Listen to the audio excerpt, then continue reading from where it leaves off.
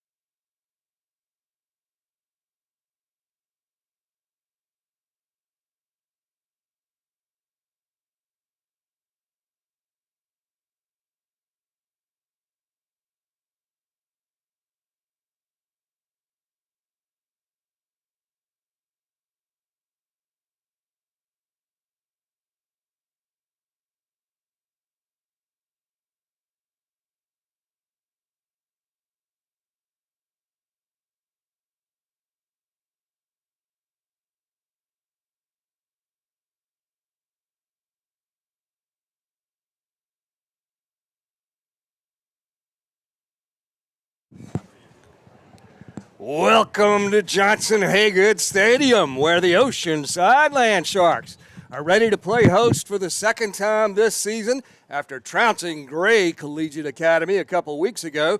This week, it's Carolina Forest coming down from Myrtle Beach. And Chris Swisher, glad to be back with you here tonight. Sorry to miss the first two games, but tell me what happened in those two. First of all, welcome back. I'm not sure I've been excited to hear your voice in a long time, Robert, but it's great to have you back by my side. I tell you, what a way to open the season against defending 2A state championship and annual rival, the Gray Collegiate War Eagles. And I tell you what, it was not even a contest. It could have been a lot worse than it was. And, you know, there's a lot of storylines there. Our first-time head coach, Chad Wilkes, his first game, obviously a great coach, and Willie Offer that was with us that left back, and the departure of Zay was hurting us as well, too, both offensively and defensively. But I tell you what, it was a statement win, and it set us off on the right trajectory to start the season, Robert. Certainly one big difference I noticed in that game was that they didn't have KZ Adams, and we did have Vaughn Blue. Well, it's hard to make up 42 touchdowns from KZ Adams, but did Vaughn Blue have a game, or did he have a game? He really did, man. It was good he was able to get over that weight on the toe injury just in time for that game. And then last week, we really went toe-to-toe with South Florence and lost a nail-biter by 1 point, right? Yeah, I've had a lot of conversations. It could have been, should have been, would have been, but I tell you what, we did not stop the run, and that's first things first. But I tell you, we're hurting a little bit on the special team side of the house as well, too. But what I will tell you is that might be one of the best teams that we face all year, if not the best. And from Coach Chad Wilkes' perspective, he likes getting tested early because he doesn't want any Landshark team to face a hard team down the stretch on a way to a state title. An excellent football team and a classy team as well. As our captains now head out to midfield for the coin toss, our captains are Timmy Castine, number 50, Vaughn Blue, number 24, number 78, Monroe Freeling, who we're going to be talking about a little bit more here as the game progresses. And who's that fourth guy over there? That's big Ben Britton, number 54. 54, Ben Britton. It's going to take me a little while to get used to these players. And how about these cool uniforms we're wearing tonight? I'll tell you what, can't lie to you, Robert. I've been working on these for over a year. This is a gift from the Black and Blue Booster Club. These are Jordan Jumpman uniforms. Only 2 teams in the state of South Carolina get to have these uniforms every year. And I've got to thank Robbie Lyles, who's our BSN rep, for making this happen. Man, without Robbie, we wouldn't be able to do this. But boy, oh boy, do they look sharp. They look like an actual shark, do they not? Yes, they do. Battleship gray, bright blue numbers. Not ideal numbers for me to pick up from here, but hopefully we'll be able to keep track of them tonight. And it looks like the coin toss is complete. We're going to be on the left-hand side and receiving, I think. Landsharks won the toss and deferred, so the Carolina Forest Panthers will be receiving the ball to start. We got a great atmosphere for high school football here tonight. The Burke High School Marching Band in the stands, and that really adds a whole lot to the atmosphere.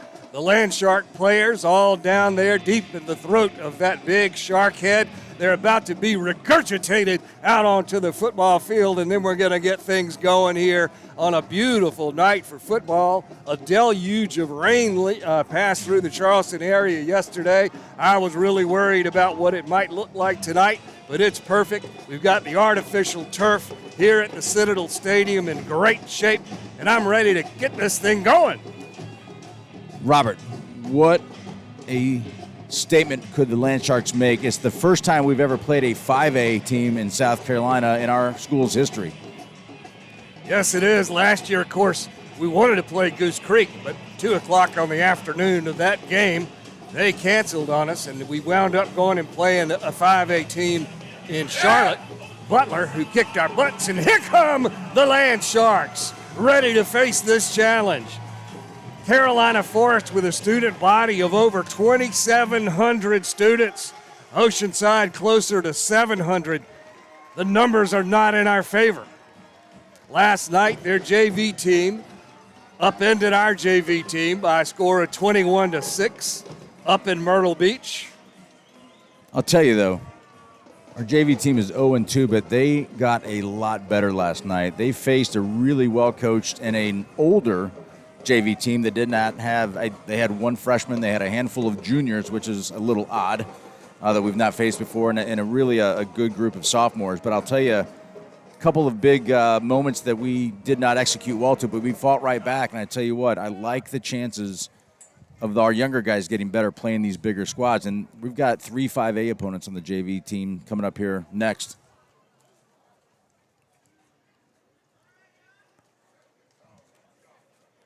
Okie doke. I don't know how that worked, but it did. I just had to punch my password into my iPad, and it didn't punch in the right code, but it worked. Must have saw your face. Oh, that's what it was. Yeah, I forget about that facial recognition thing. So we're going to have 2 deep for Carolina Forest. Looks like maybe number 5, Khalil Johnson, on the right-hand side, and I can't see the number on the left. Is that number? Yeah, it's actually number 4, Owen Hall, a senior wide receiver, and it's actually number 15, Charles McCray, a sophomore defensive back. You're seeing that with your naked eyes? I am, sir. All right. I guess my vision's not as good as I thought it was. Get that eye patch back out. So number 10, Jake Rook, is going to tee up for us, Robert. He is a first-time football player for the Landsharks. Great basketball player and an all-regional soccer player as well. And he's been knocking him pretty stiff. A couple shots into the end zone. Of course, we're having to replenish our special teams game, but Jake's been a nice surprise for us. Yeah, we lost Spencer McKinley to graduation and a couple of other kickers to transfers, and Jake Rook is putting his foot into this one, and this ball game is underway. It's going to go down to the 2-yard line, and there Hall is going to take it, tries to find a room in the middle, falls over at the 25-yard line, and the Panthers are going to take it over 1st and 10 right there. Our defense has been pretty tough this season, really. They kept Gray Collegiate very much under control in that first game and held a very powerful offense that put up 53 points on Goose Creek to just 4 touchdowns last week. And now we're all set down linemen. The Panthers are going to go with a shotgun formation, one running back to the left of the quarterback. He takes the snap. He's going to keep it around the left side. He's got room and good blocks on the edge. Number 11, the big quarterback, Scott Saylor. And he gets them off to a nice start on offense here, picking up about 15, 20 yards. Well, he got deep enough that our safety, Grayson Freeling, had to come in and save the tackle there. Going to give him 23 yards on that carry. They're very close to midfield now. Carolina Forest in the white jerseys. Handoff this time. Another big hole on that left side of our defensive line and another big first down all the way to the 35-yard line. R.J. Williams, number 6, on the carry. I'll tell you, last night, maybe they saw something in terms of our defensive lineup because they took 3 plays and took us right to the house on the JV side, and it was 3 running plays right up the gut here. Well, if you look at their 2 guys, the guard and the tackle on the left side of their offensive line, those are some big guys right there. And they're going to pose a challenge for us. They're going that way again, but this time not going anywhere. Ben Britton, number 54, wraps him up and slings him down right at the line of scrimmage. Give him a 1-yard loss on the play.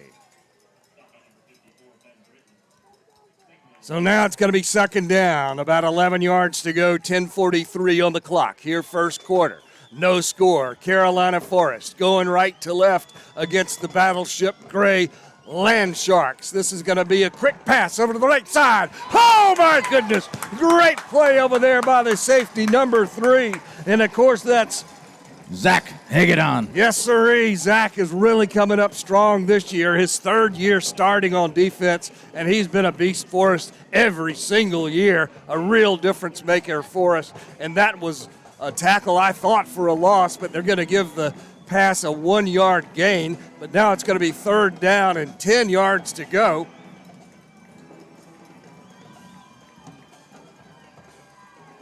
Quarterback wants to go left, then turns around, slings it back to the right side. It's going to be complete for a 15-yard gain down to the 20-yard line. Number 9 on the reception there is Finian Mayhood. Let me try that again. I tell you, that play was executed brilliantly because I thought they were going to get stopped, certainly for a loss there, but there was a great blocking by the receivers out there that sprung that quick screen out.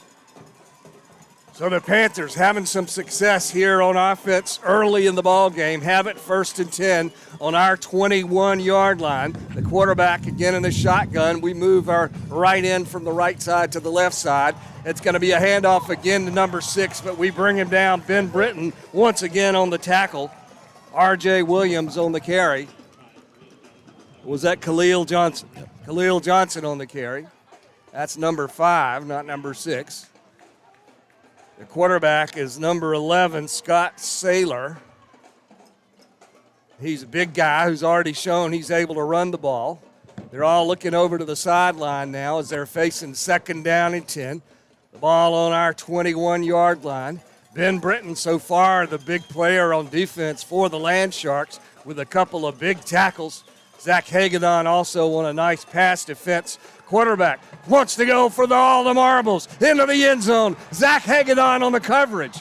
The receiver says he had it in the end zone. Flags are everywhere.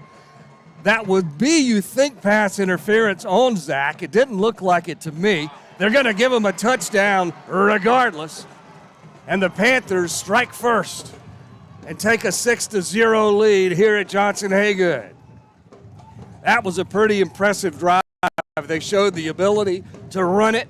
They showed the ability to make quick, short throws with some success, and then throwing the long one to the end zone against one of our best defenders, Zach Hagedon, for the touchdown.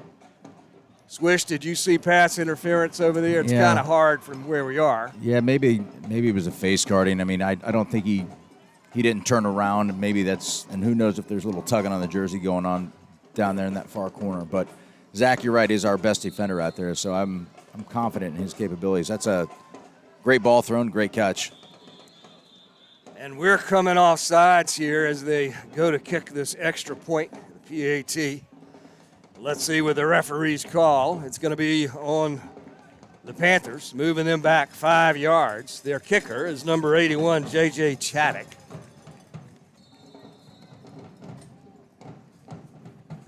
And he's getting ready here to see if they can tack on another point and make it 7-0. The ball is up and in there. So with 8:32 to go here in the first quarter, they're saying that was no good. Gosh, it looked like it went right into me. But I'll take the referee's call over my vision any day of the week and happily take 1 point off of the board for the Panthers. So now our offense is going to get a chance to play. Of course, the leaders are Edward Reidenbach, our fiery junior quarterback, and Vaughn Blue, number 24, our running back, who's a senior, committed to go to Charlotte, UNC Charlotte, and play college ball for them next year.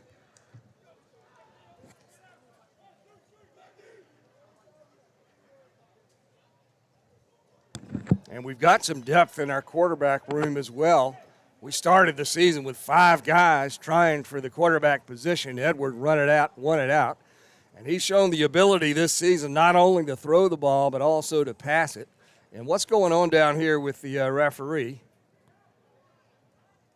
I'm not sure if there's had to have been a penalty. Yeah, they're probably taking the penalty that the pass interference and applying it to the Oh, yeah, that makes kickoff. sense because they would be kicking off from the 40, so they march off 15. In all likelihood now, Carolina Forest should be able to put this one in the end zone.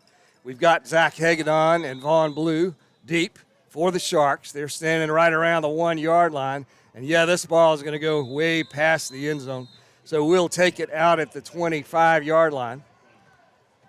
They were a little tricky last night on some kickoffs. They were pooch kicking and dropping them in spots that we weren't. They recovered the opening kickoff and kind of set a bad momentum for us. Make that the 20-yard line. As we come out, I see Jace Kravchik leading the crowd out here, and Jace has really developed into an offensive weapon for the Sharks this year, a big difference maker as a wide receiver and sometimes as a quarterback in the Wildcat formation. But right now, Edward's going to have it. We're, of course, going to be playing no huddle. Trey Brown, the H-back, goes in motion right to left. Vaughn's going to take this handoff. Has a little crease in the middle. Vaughn Blue has 10 yards, 15 yards. Vaughn Blue all the way up to the 36-yard line on the first play from scrimmage for the Landsharks. It's going to be a long night for the Panthers if Vaughn gets going early. And he got going there with a very small crease on the left side of that offensive line. It was not a big hole like the Panthers had on their first couple of runs. Now a pass over to the right side. Cole Strickler, number 8, has it. Cole, 25-20, all the way down to the 15-yard line. The big, tall senior with a big catch for the Sharks. And we're running right back up to the line of scrimmage. We've only used 15 seconds so far on this drive. Edward now ready for the snap. Fakes the handoff. He keeps it. Edward going around the right side. Oh. He's down inside to the 10 to the 9-yard line. Man, he slipped right there. And when we saw him against Gray when he got in the end zone, he's not afraid to give a forearm shiver and blow people out. He's a big kid. He is big, and it's good to have that extra dimension. We got 3 wideouts left now. Vaughn Blue bounces back and forth. He takes the handoff. Vaughn's got some room. Crosses the 5. Stumbles into the end zone. You're my boy, Blue. And the Landsharks, in less than a minute of time with the ball, put a touchdown on the board to tie it up. Boy, you got to feel good if you're the Carolina Forest Panthers scoring first blood, but then that just knocks the snot out of you right there, doesn't it? And not just the efficiency of that drive, but my gosh, it took no time at all. That's really got to take the wind out of the sails of the Panthers after their methodical long drive leading to their first touchdown. Ball is up and in, so we're going to take a 1-point lead, 7-6. That was our freshman kicker, number 83, Quinn Mahoney. I'm glad to see him get a shot to get in and put one up through the uprights and get the lead for us. Yeah, that's going to be his first Oceanside points as a freshman. One thing, Robert, I noticed last night with a 5A school with the number of kids they've got on the sideline, they had an absolute offensive set and a defensive set. There was no two-way players. So as soon as the ball was turned over on downs, their team was out ready to go, and we were kind of like drifting into the field a little bit. Let's see if they try to take advantage of that. But I'll tell you what, our speed-up offense, they've got no answer for that. They certainly had no answer for it there, and gosh, we got a lot of weapons. It's great to see big, tall Cole Strickler making the big play on that one with a pass completion of, I don't know, what was that, 50 yards probably? Hey, how about the recognition? Everyone's going to key on Vaughn right away, but we had a great matchup, and you don't know if that was an eyeball from Edward to Cole or Cole to Edward, or Coach Wilkes is pretty sneaky, right? He probably saw that matchup and said, let's go for a shot right now. And, of course, Chad Wilkes is in his first season as head coach of the Landsharks, coming here from Single A Lamar, where last year he took his team to the state championship game. He's only 30 years old and brings a lot of energy and enthusiasm and a lifetime of football experience, even though 30 seems kind of young. He's definitely made a difference in this team. They're very organized. You know, there's no confusion about who's coming in and who's going out. Even in the practice games, you could really see it. Hey, Rob, I want to say hello to George and Yvonne up in Sherwood Park, Alberta, Canada. That's Cole's grandparents. They got a quick early surprise with Cole grabbing that pass, so it's good to have them checking in from Canada. Yes, it is. I would do my Canadian accent, but I don't have one. Yeah. All right, so Jake Rook, number 10, the pleasant surprise this year as our kicker coming over from the soccer and basketball team. He puts this one up, and it's going to go back to the goal line, and it's going to be he caught it in the end zone, but the referees are allowing him to run it out. That's number 15, and he's down to the 20-yard line, Charles McCray.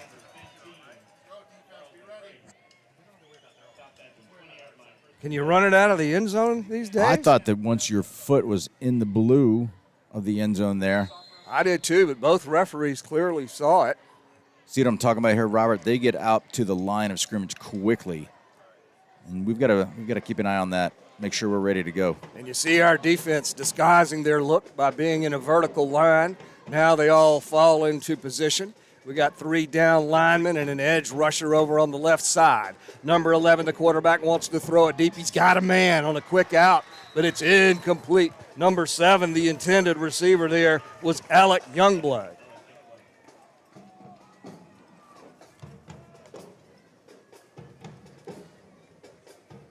I don't know this for sure, but I want to say they were really pass heavy last week. And so it'll be interesting to see what kind of a balance of run versus pass these guys try to attack on our defense. You say they were pass heavy. You mean Carolina Forest against Somerville? Yeah. 2nd down and 10 now is what the marker shows here on the 20-yard line. 9 seconds on the play clock. Quarterback hands this one off. No, he kept it. He faked me out, ran around the right side, picked up 7 yards. That was a great tackle by Grayson Freeling. He's had a couple of plays tonight when it's good to see him being physical and active. Scott Saylor, their quarterback, kind of like ours, not afraid to run the ball and has some wheels. They're going to go with 3 wideouts now on the left side, 1 back in the backfield, 1 wide out to the right. 3rd down at about 3 yards. Big play for the Panthers after they were quick-stricken by the Landsharks on our last drive. It lasted less than a minute.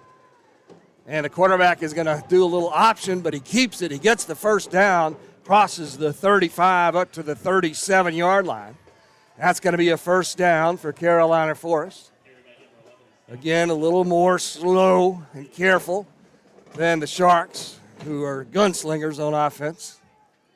6:40 on the clock now. It's moving as the Panthers are all looking over to their sideline, to their head coach for the sign. Their head coach is Mark Morris, and he had some interesting comments to the press about Oceanside and charter schools, and we'll talk about that some more as the game goes on.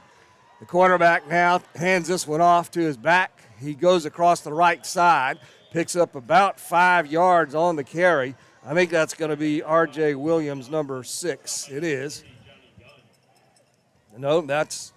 I think it's number 5. That's a 5? Yes, sir. All right, I'll go with you on that. That's Khalil Johnson. That sure looks like a 6 to me, though. You better look through your binoculars. It's 5. I'm questioning his 20/20 vision here. 2nd down and 4 now. Quarterback rolls left. He's got a man, number 2, wide open. He catches it. He's surrounded by Sharks, but he's got plenty enough for a 1st down. Gets it down to the 37-yard line. That was Nathan Schuessler on the catch, number 2.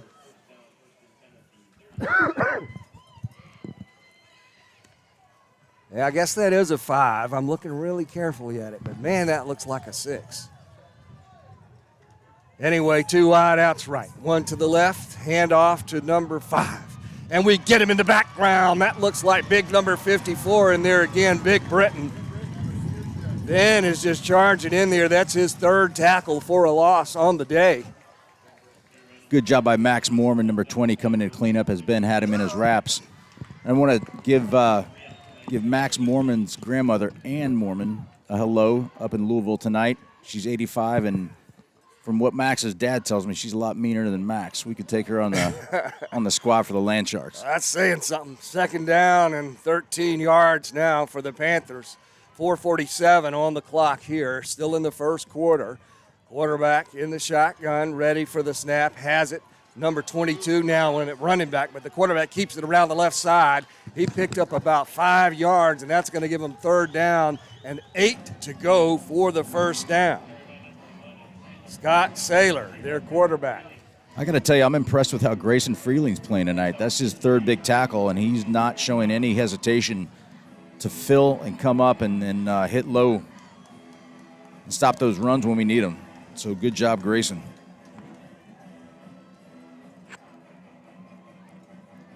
Saylor looks like he's going to go under center. Then he goes back to the shotgun. He's got number 5 back there with him again. Khalil Johnson, quarterback, wants to throw it. He's rushed. It's a screen, though. The receiver has it. It's the running back, Khalil, and he does not have enough for the first down. They're going to mark him down at the 31. So now the Panthers have a 4th and 4, maybe 4.5 to go. 3:49 to play, first quarter. It looks like they're not going to hesitate. They're going for this one because they know the Sharks are going to strike quick on offense, at least based on that first drive. 3 wide outs right, 1 to the left. Quarterback, Saylor, number 11, keeps it a lot. One of his men moves early, the wide receiver, number 7, in the slot over there. That's going to push them back 5 yards, and it looks like they're still planning to go for this one, Chris. Yeah, I saw them in a – let's watch, see what happens here. I think their quarterback, maybe their punter, I was watching in pregame, he had a little bit of a deeper set, and so kind of like what we do with Edward from time to time. But let's see what we have here. Listen, putting us on the 1 yard line is just it's almost going to be futile at some point because the only way to beat us tonight is keep the ball out of our hands. So Saylor looking over to the sideline. Again, he acts like he's going under center, but he doesn't. You got to figure he's going to be throwing this. It's 4th down and 9, 3:49 on the clock, first quarter. And there's a timeout called by the Landsharks. We took a timeout, and there was 1 second left on the play clock. Oof. But apparently our defensive coordinator saw something they didn't like. They're over there giving an earful to our defensive players, so somebody may have been out of position there. Well, if old Coach Dave Salazzo has something to say, we'll be able to hear it up here. Yeah, Dave Salazzo and Justin McIntyre, they're 2 co-defensive coordinators, and they're kind of polar opposites. Justin, kind of a quiet guy, played football at Charleston Southern. First-year coach. First-year coach.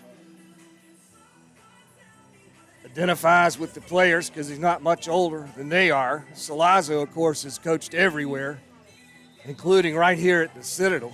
He's back home now, being in Charleston, and he really brings so much in terms of experience to this football team and leadership.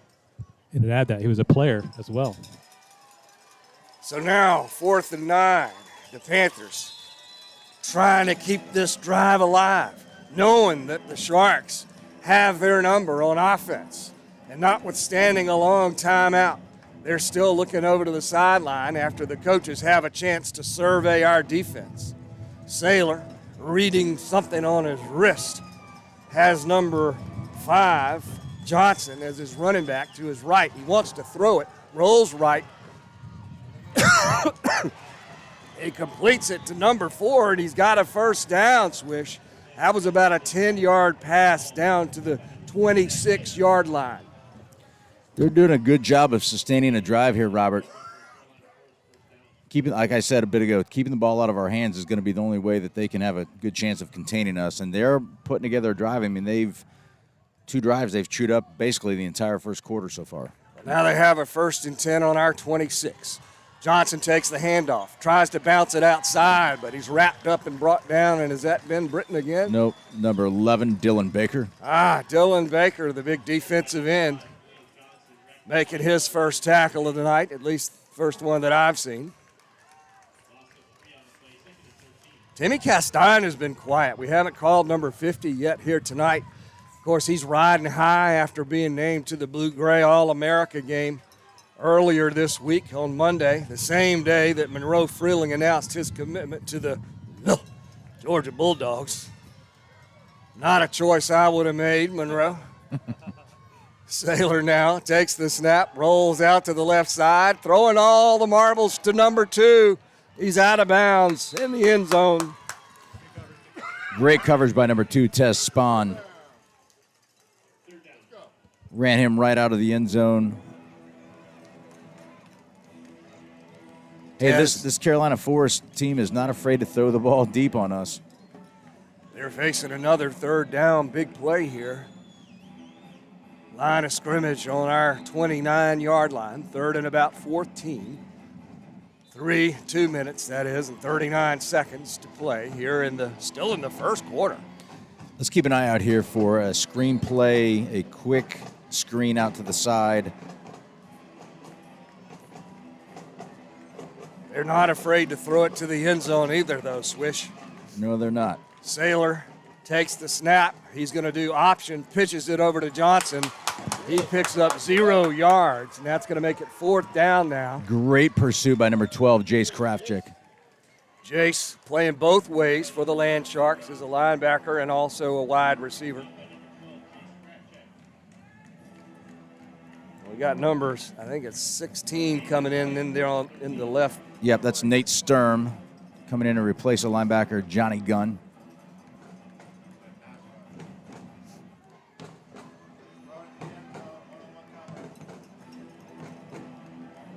So we got 5 defensive backs in there now, 2 linebackers. Expecting a throw, of course, here on a 4th and 14 by the Panthers. 1:52 on the clock, and it's still running here in the first quarter. Whistle blows before anything happens.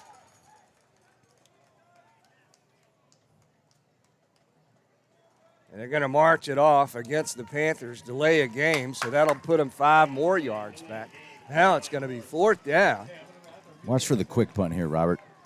I'll tell you that they've been flirting with that play clock the entire first quarter. They're taking their time, probably on purpose, so we don't have the ball. Not a bad strategy, frankly.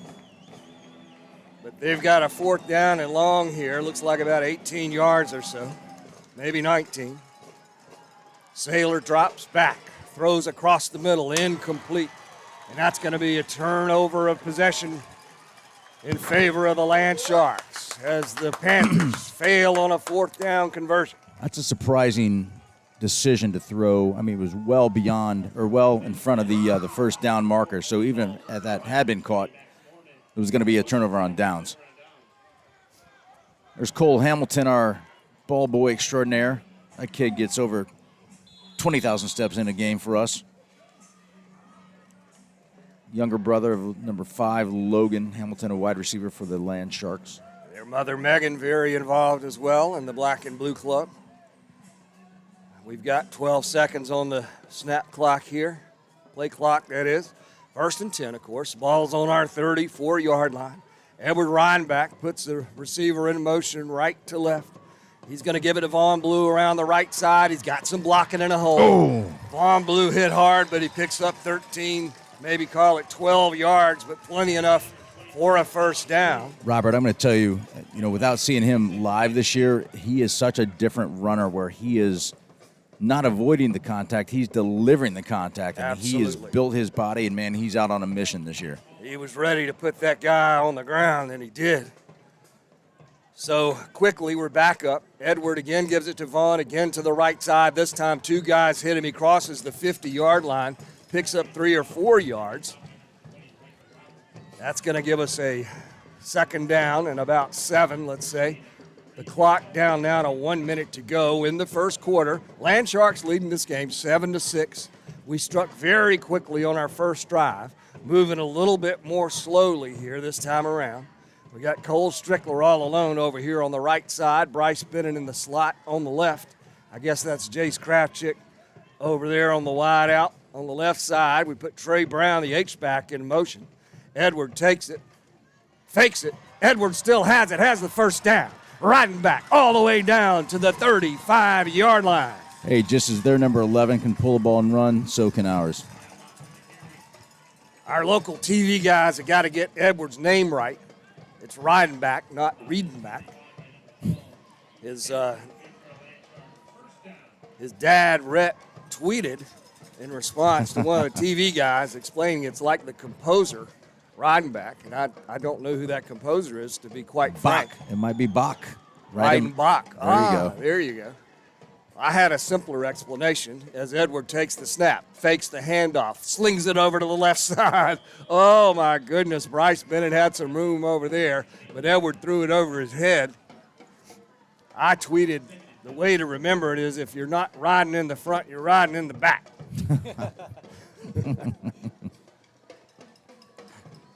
So now it's second down, 10 yards to go, 4 seconds stopped on the clock after that incomplete pass. So we're going to conclude the first quarter, which seemed like it took quite a long time on this muggy Friday night.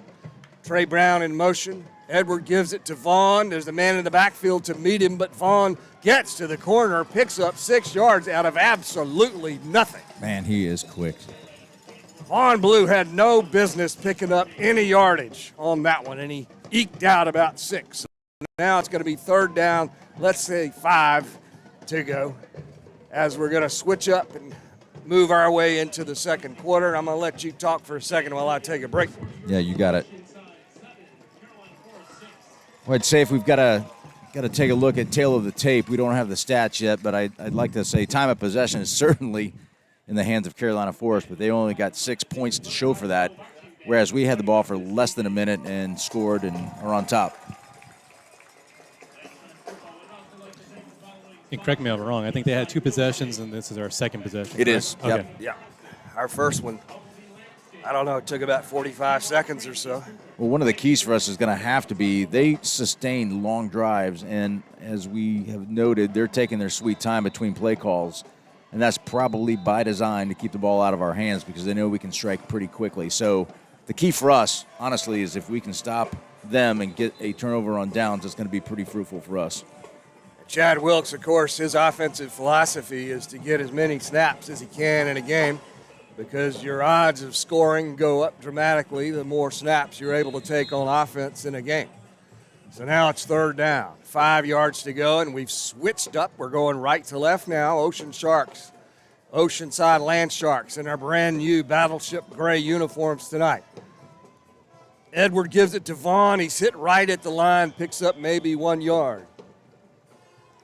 So now we've got a decision to make. Fourth down and about 4 to go. The ball on their 29-yard line. Edward, of course, not only the quarterback, but also the punter. So it's kind of easy for us to sneak off a quick punt if we want to do that. They're looking over to the sideline. The coaches, 3 of them over there. Antoine Rivens, Chad Wilkes, and I'm not sure who that third one is. Andrew Newmeyer. Edwards going to keep it, pitches it to Vaughn. Vaughn's got room, first down, 20, 15. Vaughn Blue spins, 10, all the way down to the 6-yard line. Vaughn Blue. Hey, Vaughn actually rolled his ankle earlier this week, and it's a bit of a sprain, so I'm surprised to even see Vaughn out here, but it doesn't look like anything happened at all, does it? Looks like maybe he's got a little tape on that right ankle, but I certainly don't see any signs of it in his movement on the field as we have it now. First and goal. Ball on the 6. Vaughn takes the handoff. Nope. Edward keeps it. He is looking for that extra yard. He had the arms outstretched. I think the knee was down before the ball crossed the plane. But this is where you love having a quarterback that's 6+, 220 pounds. He is full of beef. And we're going to have it right on the 1-yard line, actually inside the 1. Looks like about the 1 foot line, really. I see we've got number 11 coming out there. That means we're probably going to have our jumbo package. A bunch of big fellas over there on the right side of that line. 2 tight ends, 2 running backs. Edward keeps it, quarterback sneak, touchdown, Landsharks. That was academic. I mean, that was. Yeah, you know we were going to score there. Yep.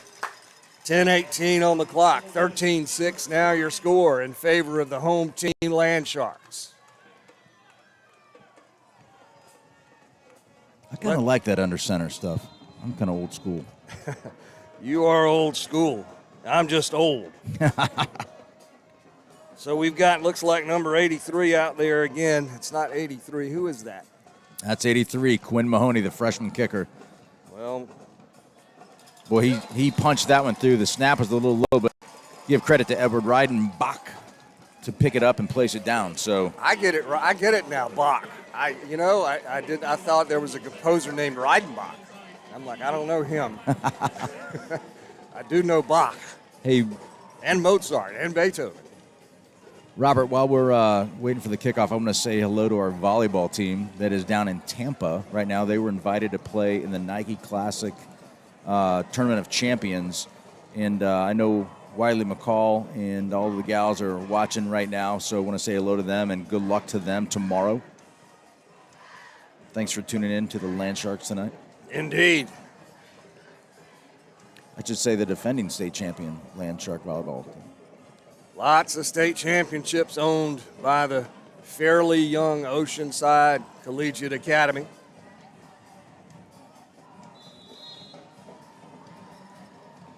Article in a Myrtle Beach publication had some quotes from the head coach of the Carolina Forest complaining about charter schools and the advantages that they have over public schools as we kick this one into the end zone. And the Panthers are going to have it 1st and 10. I think he's a little unsettled because there's a sister school being built up in Myrtle Beach. It will be called Atlantic Collegiate Academy.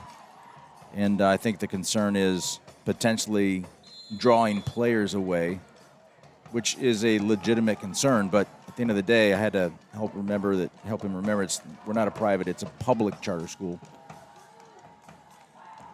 But nonetheless, we're lining up and putting our hands in the dirt, or the turf, just like these guys. So we have the same 11 players on the field they do. And we only have around 700 kids at our school, and they got 2,700.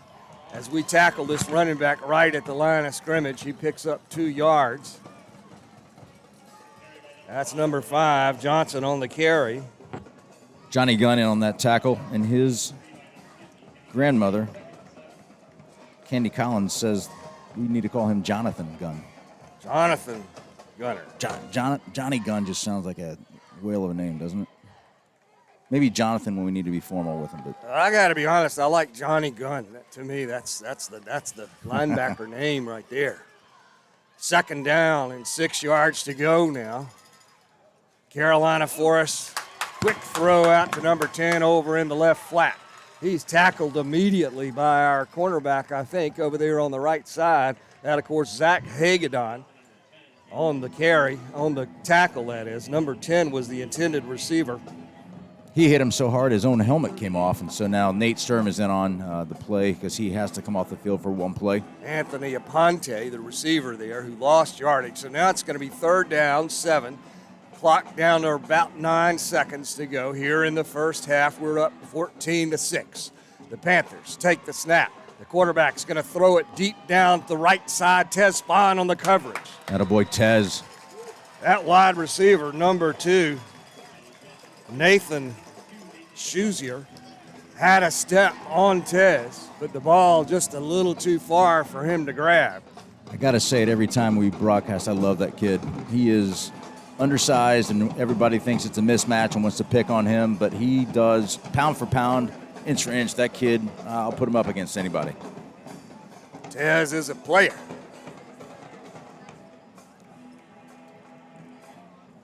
Watch, here goes the punt. Yep. Deep, that back up, Yeah, guys. they're going to punt. It's 4th down and 7, deep in their own territory, and wisely, the Panthers put their boot into this one And it's going to be 1st and 10 for the Sharks on our own 46-yard line. A flag down. Well, I think Tez got cheap shotted in the back by number 2. Well, if that's the case, we're going to have really good yardage here to start this drive. I'd have to roll tape back, but Tez gave him a little love tap in the back just to remind him that, hey, I'm not going to be punched around by you. Scotty, can we roll film back on that? I can't. All right. Let's see what the call we get here, Robert. Yeah, we're looking at the referees here to see what they're going to call. So far, they haven't moved the ball. We had it on our 46, so that's where the white jerseys downed it. Swish thought it was going to be a block in the back against them. That'd be a personal foul on number 2. I don't know. Let's see. Sure is taking them a long time to figure this out, though.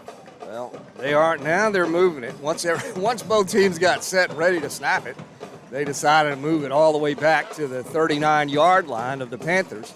So the Sharks now with a 1st and 10 and a golden opportunity to add to this 14-6 score. Edwards got 2 wideouts left, one to the right. Trey Brown in the H-back position over on the right side. Trey goes into motion. Vaughn Blue, the running back in the backfield, probably going to get a handoff here. He does. Vaughn dances around, gets past the tackler, picks up a 1st down. Vaughn Blue with 16 yards on the carry. All the way down to the 24-yard line. I was talking to Papa Sal not too long ago, and Papa Sal says those types of runs last year, he doesn't make those extended runs. He goes down, but he has such a great center of balance. You can see he's fighting for extra yards, and it looks almost effortless, and it is not. We don't see many running backs that can do that. And his yards after first hit are just amazing. He was hit right at the line there. Vaughn again, no, he's not going to take this one. It's a quick pass over to Trey Brown in the left flat. Trey's only going to pick up a couple yards as they push him out of bounds. Now we'll have it 2nd down. Let's say he picked up 3 on that one, so it'll be 7 to go. We're just under 8 minutes here to play. 2nd quarter. You know what I like about that? The little wrinkle that we haven't seen yet. And every week you start to get a sense that Coach Chad Wilkes keeps adding to the repertoire of what his team can do. Yeah, on that play, Edward faked the handoff to Vaughn and looked like he was going to run it and quickly threw it over to Trey. This time, Edward's going to do the same thing again. Trey's got room to go this time. He's down inside the 15 to the 13-yard line. I think they're going to mark it at the 14, actually, but that's enough for a 1st down for the Landsharks. We start rolling like this, it's going to be pretty hard to cover us, especially in that quick game. Here we go, lined up, ready to go. So many weapons. You know, we don't talk that much about Trey as the whistles blow before Edwards able to carry this one. Yeah, we got him on 12-man on the. It would have been nice if that would have been called last week up in Maybe Florence. the referees were paying attention in this game. Scott Kraftchick weighing in for us. Of course, he's our producer and the guy who brings all the cool bells and whistles to this broadcast. Makes it flow so smoothly. I tell you what, had that play gone, I think Monroe Freeling was going to put someone back into the tennis courts. He had someone on his heels going backwards. I want to see if we can. Let's watch Monroe on this and see what happens. So Vaughn dances around, winds up on the left of Edward. It's a 1st and 5. The ball on the 9-yard line. Trey goes in motion. He settles down over here on the left side. Vaughn follows Trey over there. Only picked up a yard or 2. Looks like he'll have it at the 8-yard line. So now it's 2nd down and around 4 to go for a 1st. Plenty of time to play here, 2nd quarter. 6:45 on the clock. Sharks looking over to the sidelines. Vaughn Blue averaging 166 yards a game in his first 2 games, and those opponents in both games were no slouches. He could wind up easily averaging over 200 a game this season. It's a fake to Vaughn there. Edward keeps it, follows some blocking down inside the 1-yard line. His blocking wasn't, frankly, as good as it could have been. A couple of guys were looking for somebody to block, but Edward found room to get it down inside the 2-yard line, right around the 1, and it's 1st and goal. Well, jumbo package is in. There's no surprise what's going to happen here. So let's see. And they're trying to match mano-a-mano, bringing some bigger beef inside. We're going to go with a pro set here. Quarterback under center, Trey Brown in the backfield with Vaughn. But, of course, Edward keeps it, and it's a touchdown, Landsharks.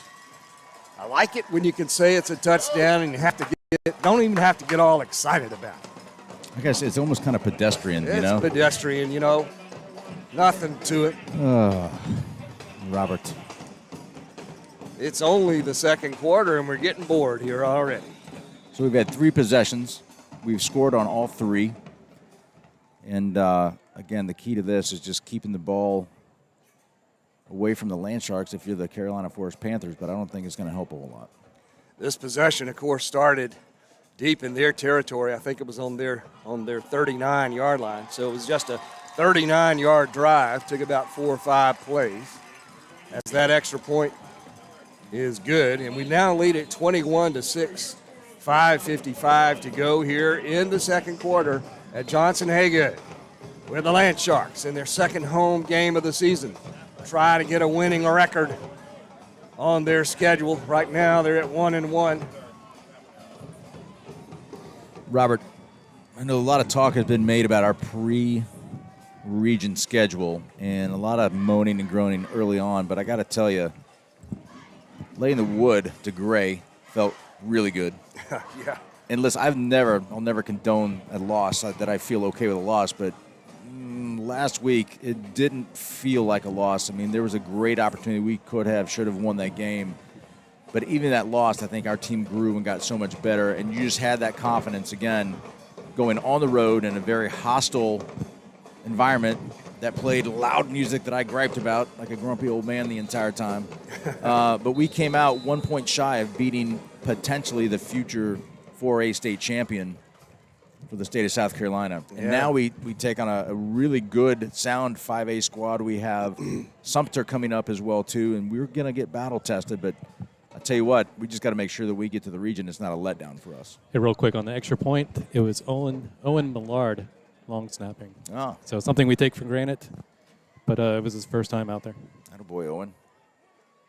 And we've roped his pops, Bill Sandvig, into doing some stats for us tonight. Good to have you up here, Bill. Good supporter of the program. As we kick this one off, it's going to be a little shorter. Number 15 crosses the 15 to the 20, and we bring him down right at the 21-yard line. Great tackle by number 20, Maxie Mormon.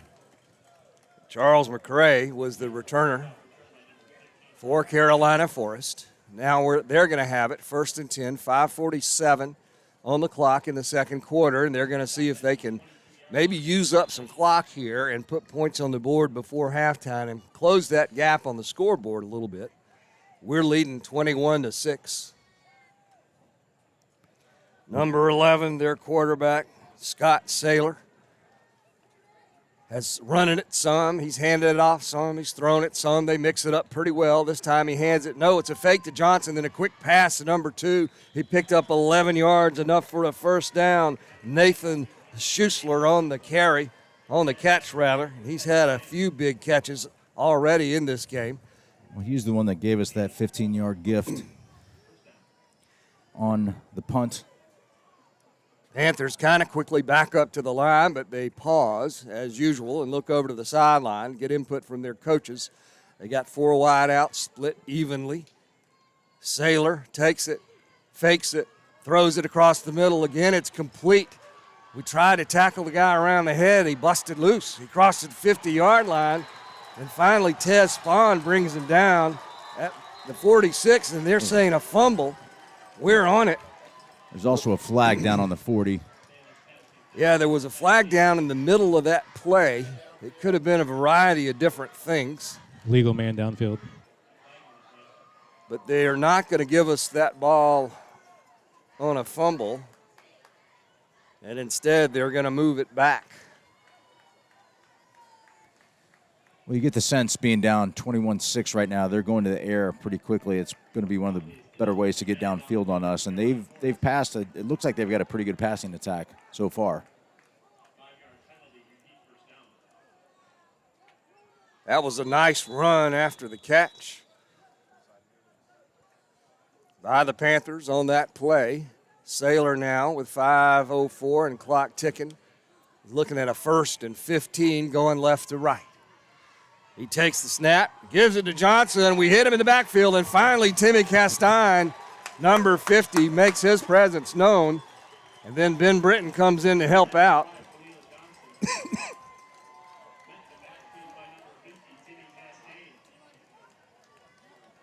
And it looked like we got Big Mike, number 70, out there too on the defensive line. We do, and also A.J. Johnson is back. He's had a knee injury, and he's back filling in on that jack position, which is a linebacker that walks down almost as a DN. So good to see A.J. back in the lineup. Man, that is great news. He's lined up on the left side here as the quarterback throws it back over A.J.'s head. Completed again to Schusler, number 2. He's got a first down. He's still going across midfield down to the 44-yard line before we finally chase him out of bounds. Man, I don't know who their receiver was, but he threw a tremendous block to spring that downfield run. And it looks like the Panthers are liking to make these quick throws over the middle, maybe catching our linebackers coming in a little too much to stop the run. They've got it 1st and 10 now in our territory at the 43-yard line. Clock down to about 4 minutes. A quick pass to the left flats again. This one's complete for a gain of about 5 yards to number 7, Alec Youngblood. Great close and tackle by Zach.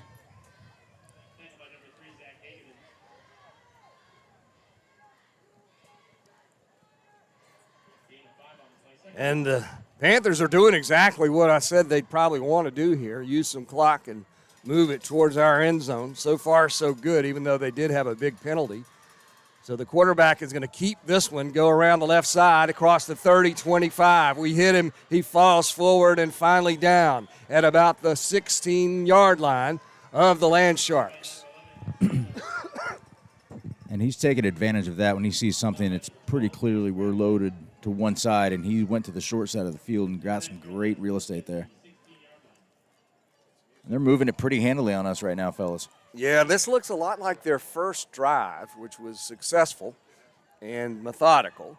Now they've got it 1st and 10 in the red zone on the 17. The quarterback hands it to Johnson. Number 5 is running back. He's following a blocker over on the left side. He has about 4. That'll make it 2nd and 6 as the clock crosses the 3-minute mark here in the second quarter. Landsharks, of course, leading this one 21-6 against the 5A visiting Carolina Forest Panthers from Myrtle Beach. These guys are pretty well coached. Pretty good crowd here in Johnson-Haygood Stadium for both sides. As the quarterback quickly throws it over to the right side. Number 10 dodges a tackler, and he's going to have it in the end zone. Touchdown, I think. No, they're going to say he's down. The referee's hands aren't going up. Did you see a signal for a touchdown? I'm not certain of that. Yeah, they gave him a touchdown, but I sure didn't see the signal from the referees, and it definitely looked like a touchdown. So it's 21-6 now, as the Panthers are going to try and kick for an extra point here.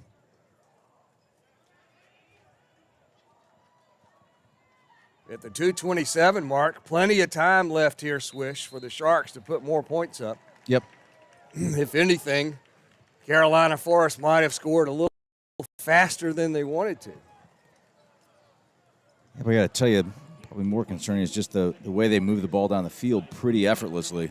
Yep, very concerning, especially the way they got that quick passing game going. They'll throw it out to the flats, and if our defender misses him, the receiver's got about 10 or 15 yards to run.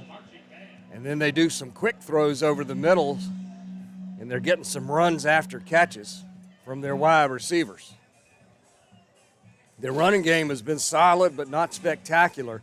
The passing game really what made a difference for them on that drive.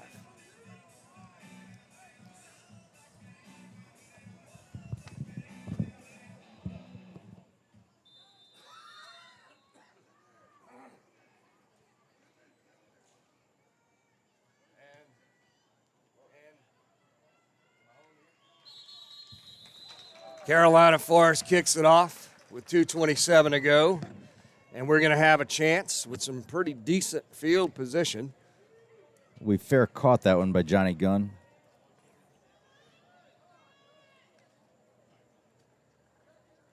Our offense huddling up with the coaches over on the sideline, and they'll run right out and jump right on the ball and snap it pretty quick, probably.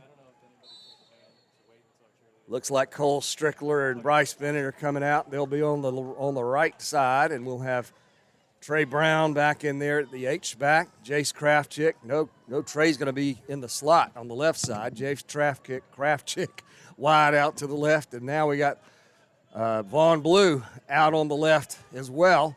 And Edward wants to throw it downfield. He's got Jace. Jace catches it. He was hit hard right when the ball got there, but he concentrated and held on to it. Great job using his body to shield off that defender. And we're going to have a 1st and 10 on the 48-yard line. There's a flag on the play, Roberto. It's like on the far side of the field. There's like an illegal use of hands potentially. It was thrown where the receivers were lined up, so looks like we're moving backward.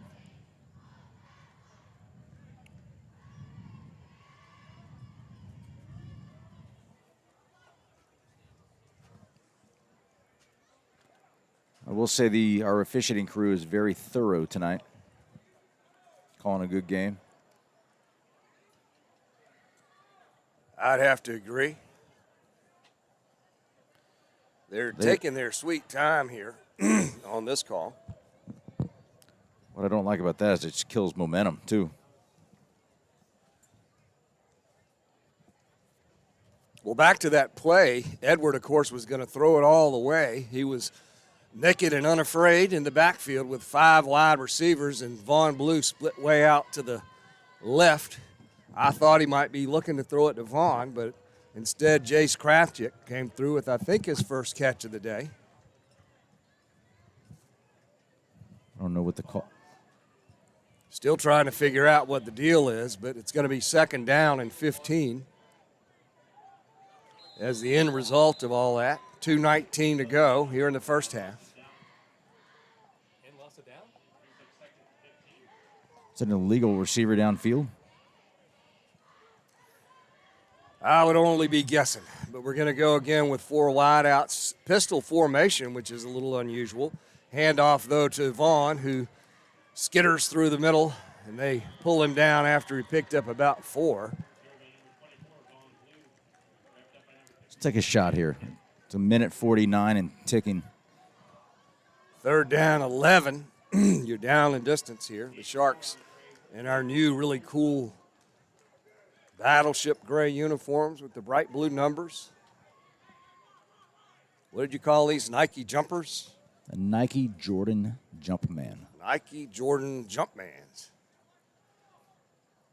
Only 2 teams in the state get to wear those things. Trey Brown, the H-back, on the left side here. Vaughn comes into the slot, which Swish loves to see. Yes, sir. He's going to go for him right there. He's looking at him. Vaughn's wide open. Oh, my goodness. Edward has to eat it. He only picked up a couple.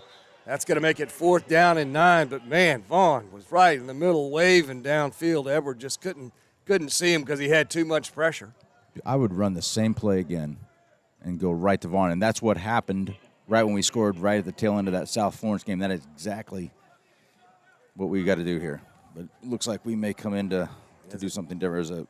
I think maybe Carolina Forest took the timeout, and then they did. We haven't talked much about our offensive line. Why don't you walk us through who's down there doing the dirty work? Yeah, well, obviously anchored down by big number 78, Monroe Freeling. We've got 63, Fenn Johnson. Eddie Portelis has been snapping the ball for us. We have Owen Millard. And then on the right tackle is Ben Britton. Now, you'll see some guys come in and out. Sometimes we'll have Timmy pile in there.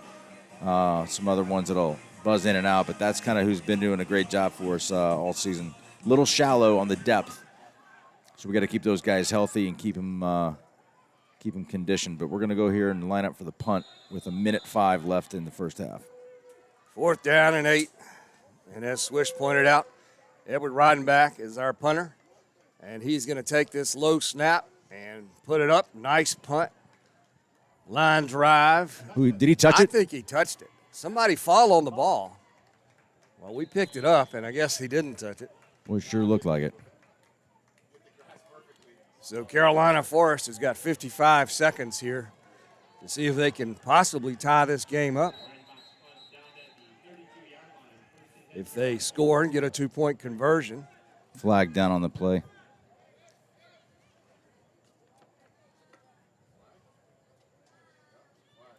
It's a illegal procedure on the punting team.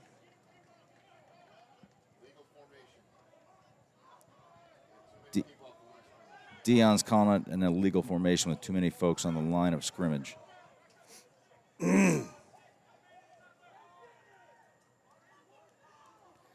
Lots of confusion going on here. Well, we're going to have to punt it again. That's just going to move us back 5 yards.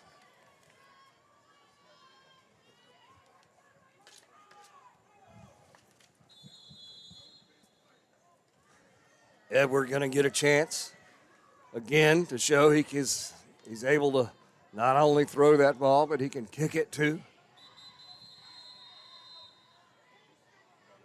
The Landsharks taking the timeout. We have 11 out there, Scotty? Yeah, kind of It's 11. 11 It guys. Yeah, it looked like they were still off the line. I don't think we have lined up for a regular punt like that, have we? Just in our scrimmages. Not during a game. I don't like punting. I thought he was going to go for it, to be honest, but now since 4th and 15. You got to punt this one, in my humble opinion. This is still a pretty close game. Just one touchdown separating these two teams. The Landsharks have looked really efficient on offense, but on the first drive and the most recent drive, Carolina Forest really moved it on us.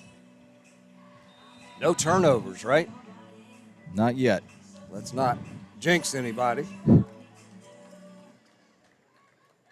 And we're going to plan to punt this one again as Edward walking back to about the 13-yard line. One guy deep for Carolina Forest. Settles in at the 34. Edward again has to fish the ball up out of the turf. And then they picked it up, number 2. He runs out of bounds at about the 43-yard line. That's Nathan Schusler. Schusler's had a good bit of action here today. So Carolina Forest now has 46 seconds, and let's see if they're going to play this conservatively, or my guess is they're going to start flinging it downfield. Well, let's key on that number 2 that you keep talking about here, the matchup against Tez Spahn here on the near side, far right. I'll see him take a big shot right here. Quarterback rolls right. He's got a man, number 7, open, but he's tackled before he can see him. Johnny Gunn. Number 30, Jonathan Gunn. There you go. That's the spirit, Robert. Hey, if Grandma says to do it, I'm following orders. Yep, Man. I think that's a smart move. Now it's second down and about 17 to go. 23, 22, 21, clock moving. That sack pretty much doomed much hope for the Panthers to score here. Kind of dangerous to take a big chance, and they don't. Hand off to Johnson. Ben Britton brings him down at the 35-yard line. And Ben Britton has had himself quite a half. He has been dominant on that defensive line.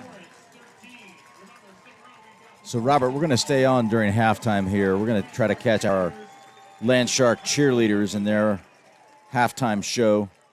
So, Scotty and Tyler, let's make sure we zoom in on them.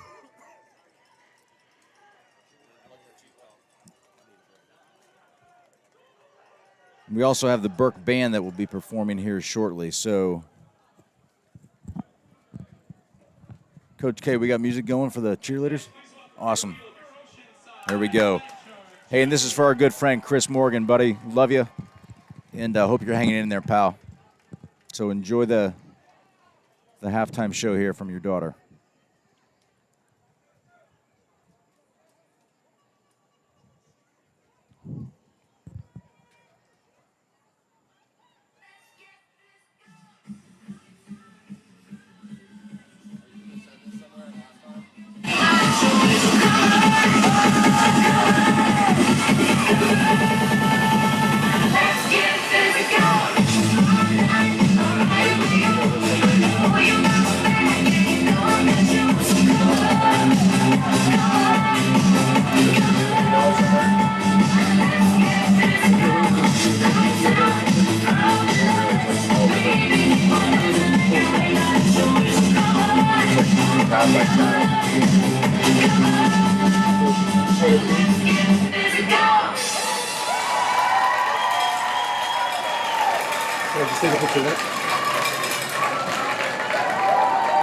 Fans, a round of applause for your Oceanside Landsharks cheerleaders.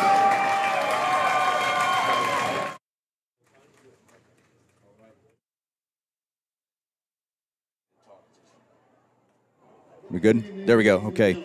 Hey, Chris Morgan, hang in there, buddy. We love you, pal. Hope you enjoyed the quick show there. And we're all pulling for you, my man.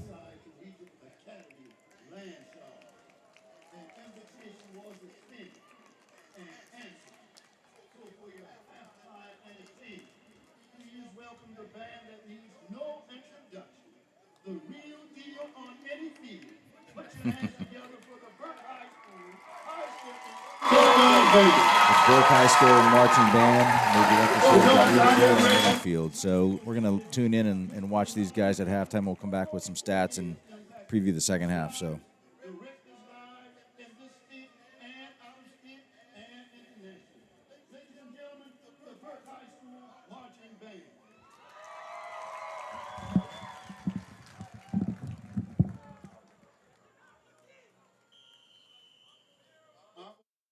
Will feature music from Franklin, Beverly, and me before I let go. And also featuring a solo by Marvelous Beverly, Madison White, right on the 50-yard line.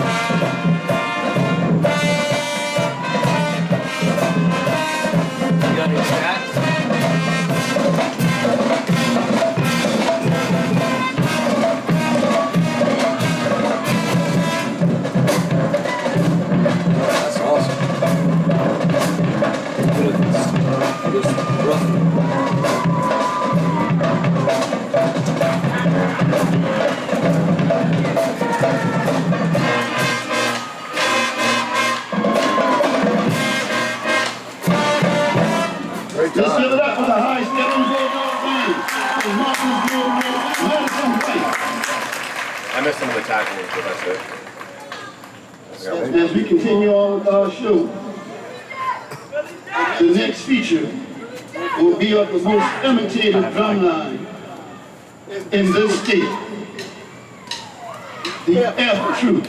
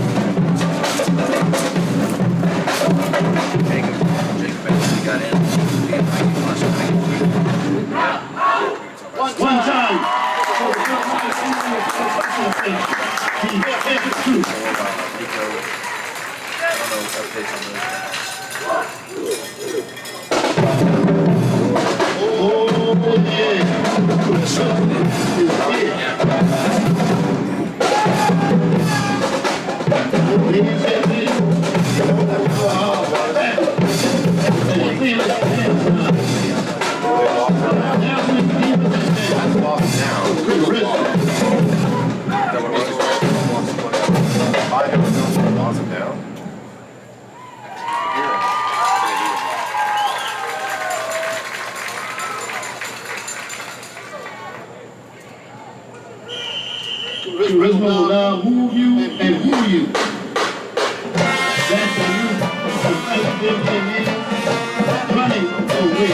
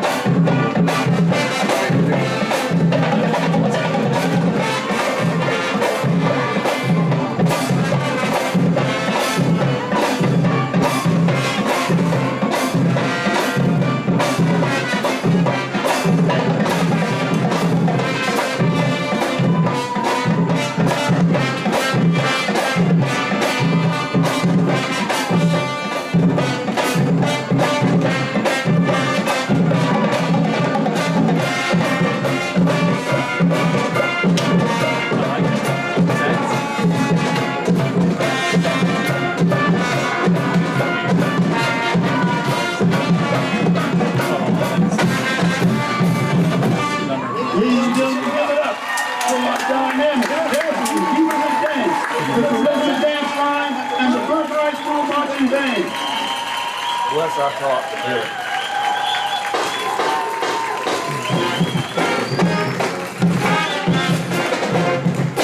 This concludes our performance this evening, and we hope you enjoyed our show.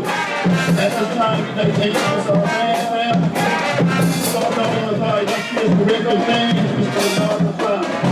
Alice Leonard is his theater assistant. Mr. Vernon Curry, our jumbo coordinator. Mr. Craig Harris, associate director. Joshua Wright, assistant New York professor. The rhythm coach, Miss Alicia Cole. Midway coach, Miss Cindy Collins. Mr. Simon Gerald O'Brien. One way, and drum major coach, Greg McGill. Trumpet, Miss Christopher Randall. Lord Red, Dan Ashton. Six licensees, Mr. Chuck Butler, and Russo President, Ms. William Williams.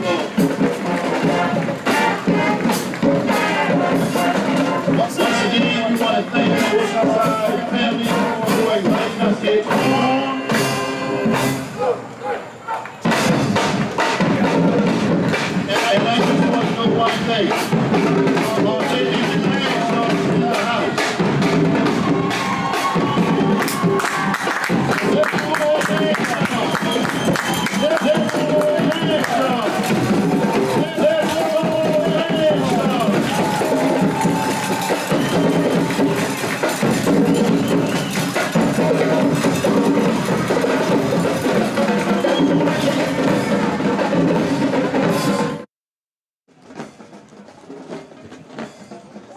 Welcome back to Johnson Haygood. I guess you've been here all the time. Hopefully watching that great Burke High School band entertaining us here. And we're going to have a kickoff in about 5 or so minutes. They are awesome. Their band director was up here directing them from up top over the PA system, but the real deal on the field. And they're fantastic. Their high school literally is just beyond there. The Citadel Stadium, in the background, and they actually play their games on the opposite side of us in the back. And they're great, good friends of Oceanside football because we don't have a band, so they are our resident band. But love having them here, man. They play at the recently renovated Stony Field. I think this is their first season over there. So we got some stats on the first half of the game, Swish. Yeah, we sure do. I'm going to start with total offense. And Carolina Forest edges out the Landsharks here with 204 total yards compared to 193, small margin. They've had 32 plays compared to our 21 plays. Of course, we had that one short drive of 39 yards. From a passing standpoint, they've got 116 to our 60 yards, rushing 88 versus Landsharks 133. And from a receiving standpoint, they've had 10 completions to our 2, 116 yards to 60, like I said. And I tell you, I don't have the time of possession. However, from a penalty standpoint, looks like they've had 6 for 50 yards, and we've only had 2 for 5. I'm going to say they dominated the time of possession. Without question. We just don't have it tracked, but like I said, they've done a good job of sustaining drives and keeping the ball out of our hands. How about total plays? Do you know how many we've had versus the Panthers? Let's take a look here. See if I've got that one. I can dial up thanks to old Bill Sandvig. All right, passing, rushing, receiving. Yeah, Switch, I got Total this. number of plays is 32 to our 21. 32 total plays to our 21. They have more plays than we do? They do. Well, I guess I don't know. That surprises me. We're averaging almost 10 yards a play where they're at 6.4. They've had the ball a long time, so actually I'm not as surprised that they've got more plays. I guess our first drive was only about 4 or 5 plays at the most. Yeah, it was quick, in and out. And then that 39-yard drive, I guess that was really only 3 or 4 plays as well. Yeah. Tell you what I don't like about that, keeps our defense on the field and wears them down. And again, we've got quite a few two-way players, so that just wears them even further on offense. Now, one good news so far, we haven't seen any, bite my tongue, any cramping or any dehydration issues, but as the Landsharks come back out on the field here, let's see what they've got in store for the Panthers. Yeah, in that first game we had here against Gray in the fourth quarter, everybody was cramping up. Oh, boy. I tell you, our trainer, Katie Stovall, is fantastic. She is real good at her job, and when I saw her back at school where we were unloading the trailer and getting those stanky jerseys off the boys and getting ready to wash, she was not happy. And the following week ensued a long diatribe and of beeps and texts coming over our team app about hydration, and it seems like parents kind of took it to heart and helping the boys get hydrated, stay hydrated, make better choices of what they eat and how they fuel their body, sleep, all those good things. So those things are important, no question about it. We had some Oceanside alumni playing in the college football ranks yesterday. Oh, boy, I had a chance to talk to Jason Ashley. He and Lisa went up and had a chance to see one of their big dreams fulfilled, watching Big Jacob wearing that old patented number 76 take the field for VMI against Wake Forest. Wound up on the losing side of that, but he actually saw some play time on PATs and field goals. And I tell you, it's really weird to see him in the red and white uniform. It just didn't register quite yet. So, and, of course, we got Oceanside players on both sides in that game. Although the quarterback is injured. I think he's maybe out for the season. I think there may be a chance for him to come back, but it's I think they're being pretty protective of his health and not getting him promising anything coming back too soon. I'm not sure. I don't think old Big Will Goss is talking to Gabi, and I think they might maybe play tomorrow. I'm not sure yet, but he's actually going to start for them, and she says he is one of the taller linemen on that squad. Oh, my goodness. I know. That's got to be a weird feeling for Will. I bet he's pancaking some poor college players, though, and he's playing for Denison, of course, up in Ohio. We need an update on Rhett Powell in Ohio as well, and we got to get an update on old Rico Harrell also, and I know we've got Billy Johnson's playing as well, so we need some updates. So if you guys got them out there, find a way to get it to Robert or myself or Scott Kraftchick so we can kind of share the love for our Landshark alumni. Really proud of all of those guys. Of course, Brian and Margaret Powell, Rhett's parents. Brian's been part of our broadcast teams pretty much since we started. But this year, he's on the road going to watch his boy Rhett play in college. Well, we channeled a little BP love last night, talking a little bit about some hot dog action, but we're going to – Deion and Scott wanted to switch it to ice cream when we talk about the old Crazy Mason milkshake. I do have to say, I kind of miss the old first down. Yeah, we'll have to squeeze one of those in every now and then. I thought you were going to say you missed the hot dogs. I'd rather take the first down over the hot dogs. I'll tell you what I don't miss. I don't miss the dip cup. You don't have to worry about taking a swig of one of those, brother, because I can't throw a lipper in and make that work. So yeah, I don't know if people know this or not, but he. Well, it was when we were playing Beaufort and the lights went out here, and Robert went down to get a drink of his water bottle, and he picked up BP's dip. Dipping in a water bottle. I mean, my God, that is reckless conduct. Yeah, I think you turned 3 shades of green pretty quickly when the lights came back on. I'm turning green now just thinking about it. At any rate, we're getting ready to play some more football here at Johnson Haygood. 12-minute quarters, of course. We're going to start the third. Sorry, I've still got some lingering effects of COVID. And so I'm coughing here and there. If you need to take a break, big fella, I got you. Little pooch kick. Johnny Gunn is going to wave that one off and catch it like a can of corn in a baseball game there. So we'll have it 1st and 10 at our own 30-yard line. Robert, we've got more Canadian listeners. I've got a couple of work colleagues up in Whistler, Canada. John Bain and John Pace listening in tonight. Fellas, appreciate you watching. We're I don't think we're global yet. Let's call it global. We might be global. I'm sure somebody international is tuned into one of these things, other than just Canada. Probably somebody from Georgia. So Edwards in the shotgun. He's got 3 wide outs. He's going to give it to Vaughn. Vaughn runs right into a defender after a yard or so. Number 6 on the tackle for the Panthers.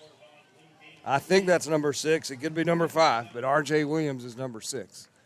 The outside linebacker on the right side. That is number 6. All right, I got it this time. He comes up and sort of is an edge rusher here. They've got a bunch of guys up on the line trying to stop the run. Their linebackers playing. Oh, my goodness. Edwards dropped the ball, wisely prioritized picking it up. That cost him a yard or 2, though, in field position. So now we're going to be facing a 3rd down and about 8 to go for a first. This is certainly what we want to do is establish a couple of first downs here. We cannot afford to go 3 and out and give these guys momentum right out of the gates starting the second half. We got Trey in the slot now, throwing down likely as we pass the 11-minute mark, 3rd quarter. Edward riding back, drops. He's got a man in the flats. He throws it across the middle. I'm not sure what was going on there. Who was the intended receiver there? Was it Jace? Looked like Jace, man. Edward took a beating on that one, too. He also had Vaughn on the flare. Yeah, that's what I was looking at. Yeah. Vaughn blew over on the right flare. Swing pass. That one looked like it had potential. He also had a guy open across the middle in sort of a short post on the left side. But at any rate, Edwards going to punt this one away, and that's the 2nd punt of the night. This game a little closer than you'd like for it to be. Fair catch by Schusler, number 2, at the 30-yard line. And the Panthers will take it over 1st and 10 there. Robert, want to make sure we give a shout-out to our volleyball squad down in Tampa again. I know Wiley McCall is watching us. Wiley, thanks for tuning in. They got invited to the Nike Tournament of Champions. That's an invite only. So they're down battling it out while the Landsharks are up here at Johnson-Haygood trying to get a W tonight.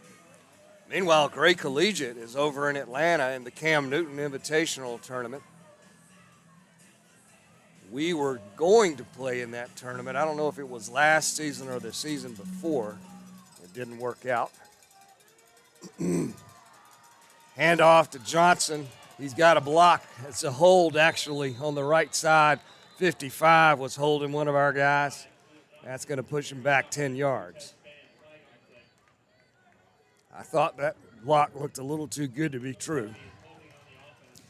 It's funny, number 5's got a little tell every time they do that. He kind of, that little counter play or little cross play, he always kind of jerks to the opposite side, then comes blazing through. Good little speedy runner. I like him. Well, you got a key on him, but then it's dangerous watching 11 pull the ball and run to the opposite direction. And he can throw it, too. He can. He's got a good arm. They really do have a diverse offense. You can't focus really on any one player or any one type of play. And they really had a lot of success in the second quarter throwing the ball against us. Quick passes across the middle or out on the edge. So now they've got a first down and 20, 10:20 to go on the clock, and it's moving.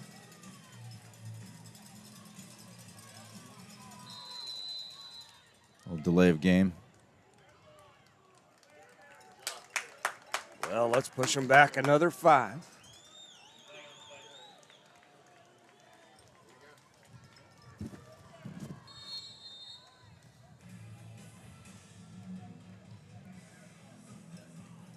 Now they're inside their 15-yard line with a first and 25. I'm not going to say it, Scotty. I'm not going to say it. We're going to put a heavy rush on, I'm sure, here in this likely throwing situation. And it was right over the head of one of our defenders. I think that's Johnny Gunn.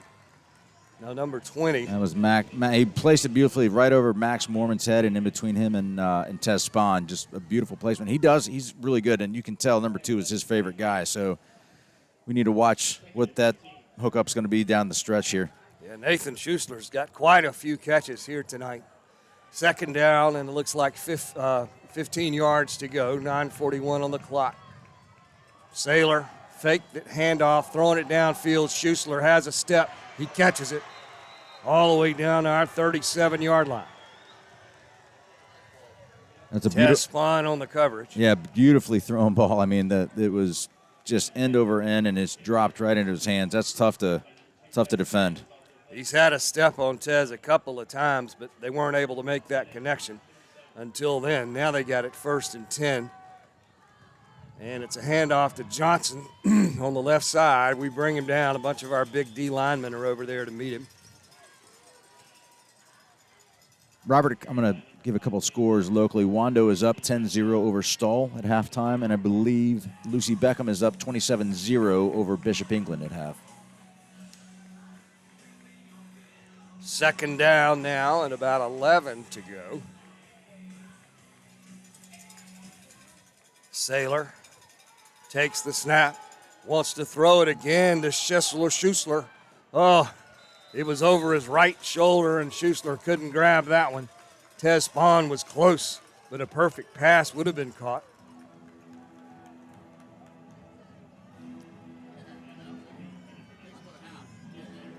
Now it's third down and about 11. Got the Coach Kempinski getting the old Jaws shark music on third down. Thanks, Coach, for running our music tonight.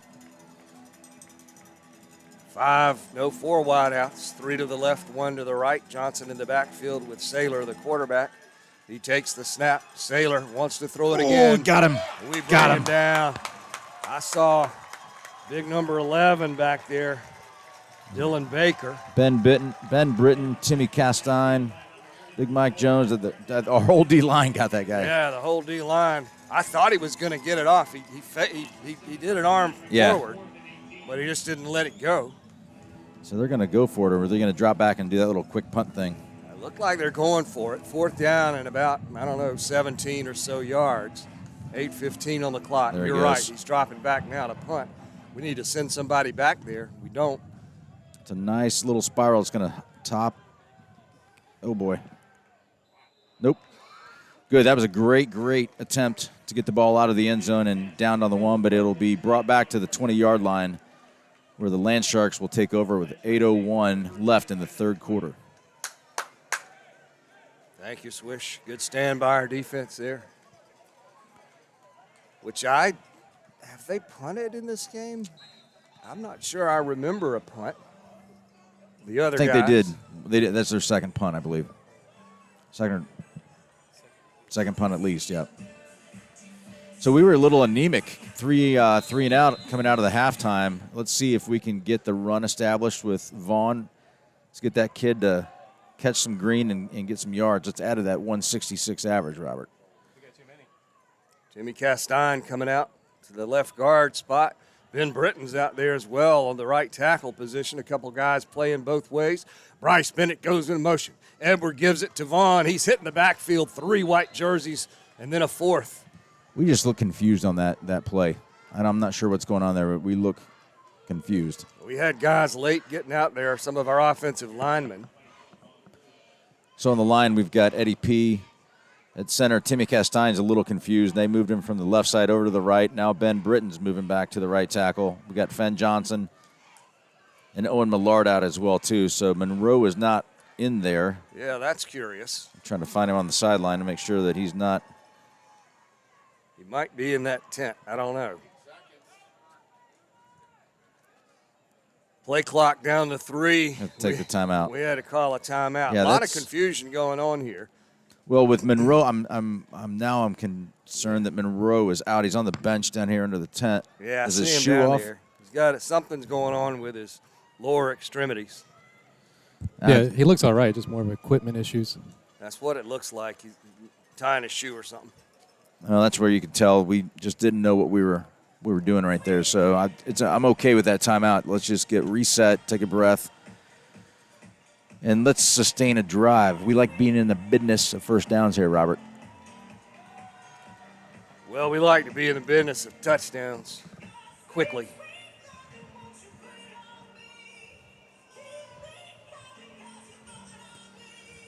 Vaughn Blue is out there now. I'm not sure how many yards he had in the first half. Did you see that? Well, we had 130-something yards, and he had the majority of those. I know Edward had a few. But, man, what a nice night for football here at Johnson-Haygood. What a beautiful stadium. We talk about taking things for granted. I don't ever think I do. Calling a game or watching our boys play on this field is fantastic. 2nd down and 11 now. We've got 4 wide out, split evenly. Fake handoff. Quick throw to Trey Brown, the left flat. 2 guys descend upon him quickly, and then 4, 5, and 6. Trey Brown only picked up about 4 or 5 yards there. That's going to give us a 3rd down and 7. Clock passes the 7-minute mark, 3rd quarter. Monroe back into the lineup, so we've got our starting O-line in, so hopefully the confusion goes away. Everybody breathes a sigh of relief there. Monroe, of course, committed to the Georgia Bulldogs this week over some other fine schools, including Clemson and Florida. Boy, we still look confused. Vaughn flanks out now. Vaughn in the slot. He's coming across the middle, but the throw's not to him. It's to Jace Kraftchick over here on the left side. Way over Jace's head, though. And, man, our offense, as good as we looked on our first drive, we don't look so much on this one. And it's punt time for Edward Rodenbach. Nothing felt right about that series at all. Yeah, we were just completely out of sync. I thought he was going to throw it to Vaughn again out of that slot doing a short I did post. too. He had Bryce Bennett open as well too there. So I know it's, again, easy to call from the cheap seats up here, Robert, but we just want to see our boys connect. 4th and 7. Edwards going to punt it. It's Great a nice snap. one end over end. Schisler catches it at the 39-yard line, and that's where the Panthers will take it over right at the 40. They're going to mark it in the territory of Carolina Forest. Kind of a Meh. Start to the third quarter for both teams, actually. A lot more energy when we started in the first half. You wouldn't think too much fatigue is setting in. We just came in from halftime, and it's not really that hot compared to what we're used to.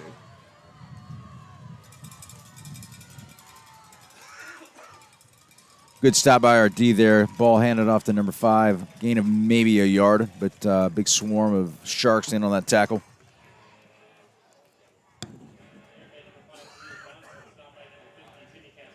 Timmy Castine on the tackle.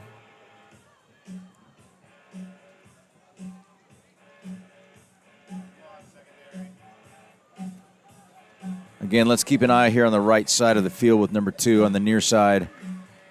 He's got him matched up one-on-one with Tez. Tez is going to drop back a little bit here. Let's see if they go for him. Quarterback keeper. He picked up 3 or 4. Johnny Gunn and Dylan Baker on that tackle. That's going to make it 3rd down and 5. Saylor, the quarterback, going all the way. He's number 11. Johnson's their bell cow, number 5 in the backfield, or maybe 6. I can't remember. He's 5. Once you get something wrong in your head, it seems like you can never get it straight. Like to see safety coverage over the top here if they go to number 2. Quarterback throws it over the left side. Complete, 1st down. Down to the 49-yard line. They don't give him a very good spot on that, but they do say it's a 1st. He's moving the chains. Yeah, that was right at the 50, and that's right where the yard marker was. But frankly, he was a yard farther downfield from where I'm sitting. At any rate, 1st and 10 right at the 50.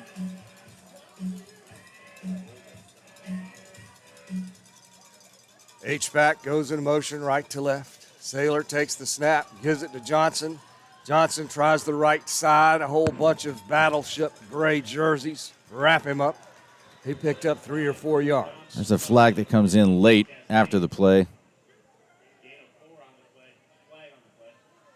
It's going to be 2nd and 6 with 4:32 to play, 3rd quarter. 21-13 your score. Got the sense it's against the Landsharks here. Sharks are leading this He's one. going to wave it off. Good. They're going to pick up that flag. Timmy had his hands up like, what did I do? Or that was not a penalty. So, Well, Timmy may wind up in law school one day, convincing the referees to pick up that flag. 2nd and 6, 4:20, clock moving. Carolina Forest moving left to right in the white jerseys and black pants. Quarterback keeper around the right side. He's got a block. He picked up the 1st. All the way down to the 38-yard line of the Sharks. So the Sharks, after receiving a punt, were able to do nothing with it, had to punt it back, and now Carolina Forest, starting this drive on their own 39, has it now on our 39. Maybe the 38. At any rate, it's a 1st and 10, 3:50 on the clock. It's moving. Saylor wants to throw it over to the left side, completes it. I think that's Schussler again, number 2, and it's going to be really close to a 1st down. actually number 9 on the catch there, Robert. Well, that would be Finian Mahood. Finian Mahood. I don't know, M-A-H-O-O-D, Mahood. Sounds good. 2nd down and 1, 3:15 on the clock. 2 wide outs right, 1 to the left. Hand off to Johnson. He has the 1st. He's still moving, legs driving all the way down to the 20. Boy, he was hit kind of around the line of scrimmage. He just squirmed his way out. Max Moore in there, making sure he doesn't scoot into the end zone. He had a lot of want to on that run. Man, they're just chipping away and eating away at us. You don't like the feel of the momentum right now. No, especially after 2 less than stellar offensive series. Let's get these defensive guys off the field here. Saylor has a 1st and 10. He keeps it around the right side. He fooled everybody. They thought he handed it off to number 22, and he gets it all the way down for a first down, I think, around 11 or 12. Boy, had Grayson Freely not tripped him up, he might have did the two-step right into the end zone, Robert. I thought he had a first, but they're going to make it second down and about a yard to go. Saylor likely to hand it off to number 22 in there now, who's subbing in for Johnson. Of course, that's Zon Gilbert. And sure enough, he takes the handoff. Gilbert has the first down inside the 10 to the 8 or 7. Our guys are wearing down. I mean, they've been out there a lot. And here comes Monroe Freely in on the defensive line, which is probably a nice move to see. And also, who else? Dylan Baker back in. Dylan Baker coming in. A.J. Johnson coming out. It is really good to see A.J. in there, but we haven't really called his name today. Here's where let's watch out. We're queuing on the run. Watch for a little corner fade here on the bottom to number 2 or on the top to number 9 here. Schuessler over here with Tez Spahn on the right side. Quarterback keeper. Saylor down to the 6-yard line. Only picked up a couple. Johnny Gunn, Jace Kraftchick, and Timmy with his helmet popped off. He's got to come out for a play.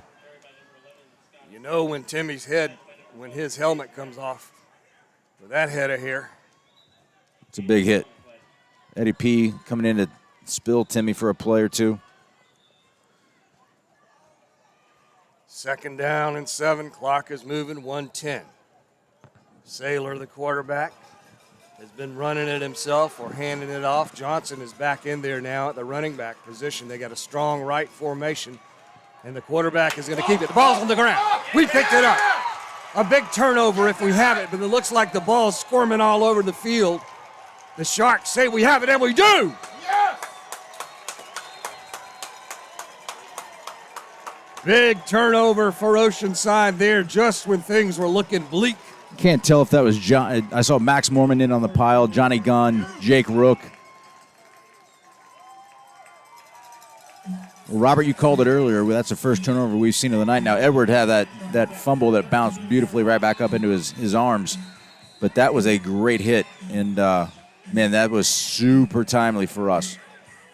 No kidding, man. They were getting ready to score, had an opportunity maybe to even tie it up if they did a 2-point conversion. But now let's see if the Sharks can get their offense back in gear. We were really rocking and rolling in that first quarter especially. Vaughn Blue takes it. Vaughn picks his way through the middle. Picks up 5 or 6 on that play up to the 20-yard line. Let's get one more play in here, Robert, before we flip the field. About 30 seconds to go here, third quarter. Second down and 4. Clock is moving. Sharks are looking over to the sideline. We're not moving nearly as quickly as we were earlier in the game. We got a lot of nice one-on-one matchups I like to see us get after here. But Vaughn's going to get the handoff. Didn't get much there, maybe a half a yard. Well, they give him a yard. Let's make it third down and 3. And the third quarter is going to come to an end here, Swish. Yeah, and I'll tell you what my big concern is, that those defensive linemen of ours are also playing O-line, and they are getting worn down right now. And when you're playing a 5A team that's got a pretty deep roster that has a set offense versus a set defense and maybe 1 or 2 kids that are going both ways, but that saves a lot of energy and time, and now this is going to just be a fist fight down there at the end to see who's going to come out on top. Yeah, we got us a football game here, folks. 12 minutes left to go. Yeah, you had a sense when it was 21-6. We were saying it was kind of pedestrian, and maybe we jinxed ourselves a little bit. So yeah. Maybe I better start saying how Vaughn Blue's not a very good running back. I think that's a good call there. That worked for us several times last year, although I don't think I ever said exactly that. Well, I tell you, maybe the outcome of this game could be predicted by how we handle this series. If we establish some sustainability here, move the ball downfield, it's going to be an 80-yard march. And if we do that, put another score on the board, that might be a little tough to mentally come back from. But let's put first things first and get a couple of first downs here. Swish, I'd like to see Jace Kraftchick get involved here a little bit on the offense. Somebody other than Vaughn, take a little pressure off of him. Or, hey, let's go back to Cole Strickler. Second play of the game, we went right downfield and hit him on a one-on-one go route, and it was a beautiful play. But it's Vaughn who takes the carry, and he's hit. See, we're not getting our O-line is getting challenged right now, and I think we're worn down. I'd like to see us go to the air. So 4th and 2 inside our own 25. That's not a good spot to be here. So we're going to punt the ball, give it right back to him. So we've had 3 series, 3 and outs. That's not Landshark football as we know it. And the numbers game is hurting us a little bit here, as we've got some guys here playing both ways. Coach Chad Wilkes likes to do that, more so than our prior coaches have. There's more coming from that single A, smaller rosters where you've got to do more with less, and I think that mentality is still here. Let's see if it can hold. Ooh, Edward was rushed, but he got a nice punt off. My goodness. Beautiful punt. Schisler has it at about the 43-yard line, and that's where the Panthers will take it over 1st and 10.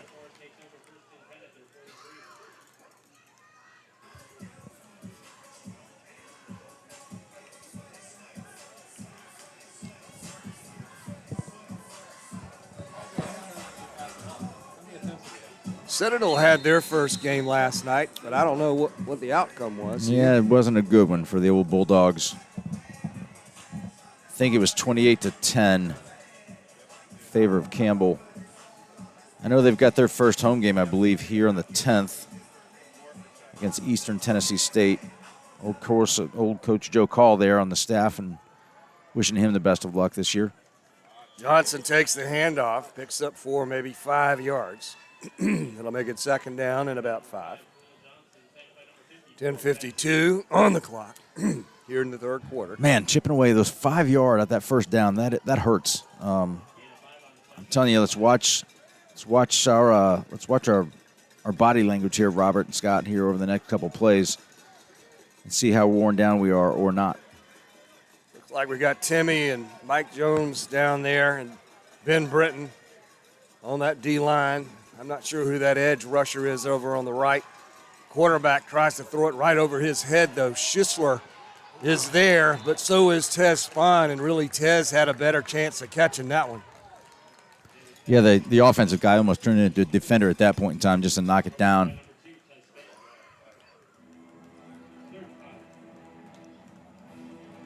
So that makes it 3rd down and 5, and really a big play here for Carolina Forest. They're trailing it by 8 points with 10 minutes and 18 seconds to go in the 3rd quarter here at this home game for Oceanside. And the quarterback, Saylor, hands it off to Johnson. Johnson picks up the first. He's still moving. That's not Johnson. It's somebody else. He's across the 25 to the 20. Number 15, I think it is. 16. 16 down to the 6-yard line. And who is that guy? Bryson Johnson. It's a different Johnson. And his helmet comes off, so he's got to leave the field. But, boy, he just came in and ran the ball about 50 yards. Make that 45 yards or so. There's a flag here, though, and they're moving it back. And it's going to be a hold against Carolina Forest. And, boy, that was another big break for the Landsharks. Boy, oh, boy, Robert. That's a biggie. Although I don't know if you call that a break. That hold may be very well the reason why the run was so good. I didn't see it. Good point. Now it's going to be 1st down. The ball spotted at the 36-yard line of the Landsharks. It's in our territory. 10 minutes now, and the clock is moving. Saylor, the quarterback, hands it to the running back. Oh, my goodness, he's met and crushed. That's the original Johnson running back, Khalil Johnson. Timmy and Ben Britton on the smash there. Man, both of those guys hit him simultaneously. Almost like they picked him up and just gently laid him down on the turf, Robert.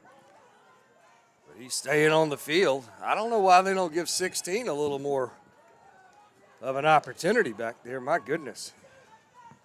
At any rate, it's 2nd down and 9 to go, 9.5 minutes, 3rd quarter. Saylor, plenty of time, has a man wide open. Number 10 has to stretch out a little bit, falls down at the 7-yard line, but he could not have been more open, Swish.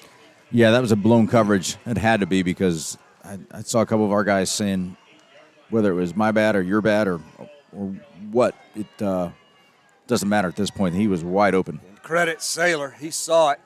And he had put good the pass right where it needed to be. Great protection as well, too. He did. He had plenty of time there to see the play. We're going to hit the 9-minute mark here. They got 2 wideouts over on the right. Schisler against Tez Spine over here on the left. Saylor keeps it, runs to the right. Saylor's got some room all the way down. He dives for the goal line. The referees look like they're going to mark it down inches short. His knee was down. He stretched out over the goal line. Oh, but the hands go up, Swish. They're going to give him a touchdown. And that play has really hurt us.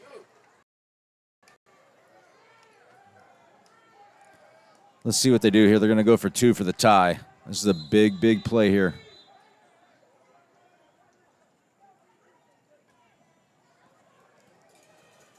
Got to wonder if they're going to go a little jump ball in the corner.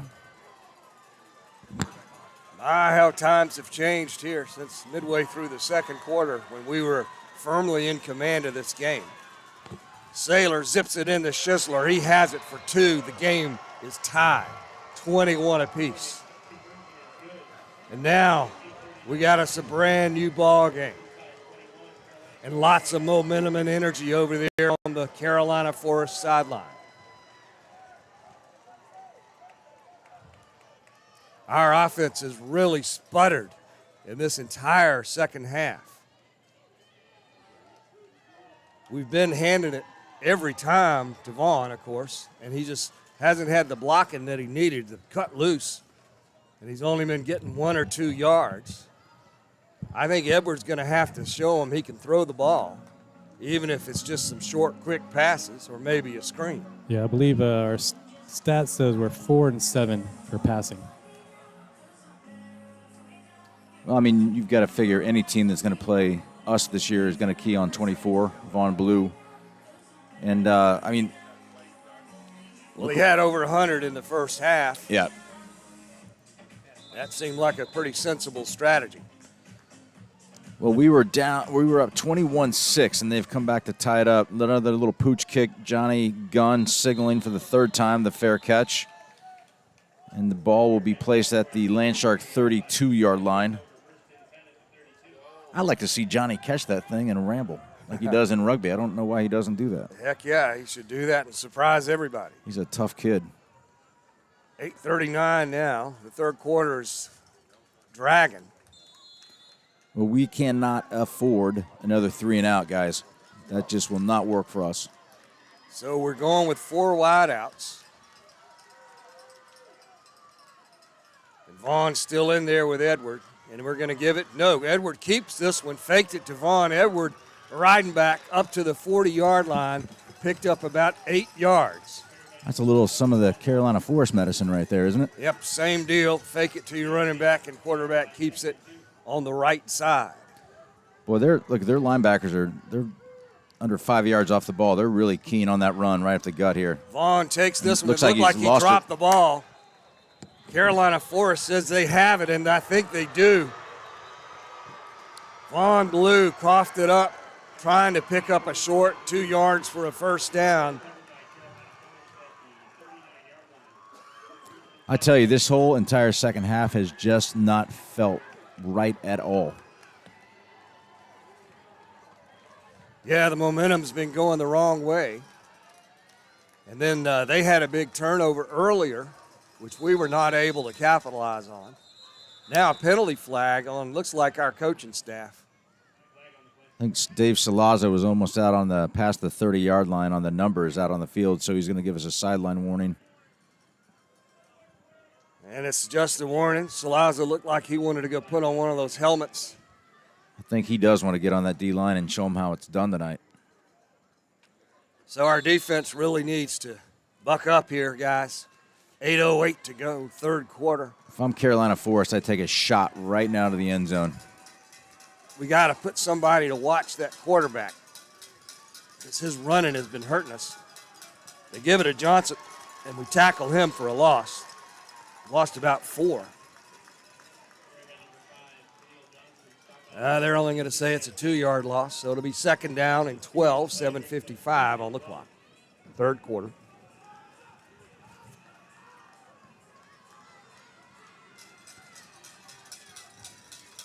Maybe that kind of shook us awake a little bit here, Robert, so we got to see how we respond. I'm telling you, I'm just surprised that they don't throw one downfield here.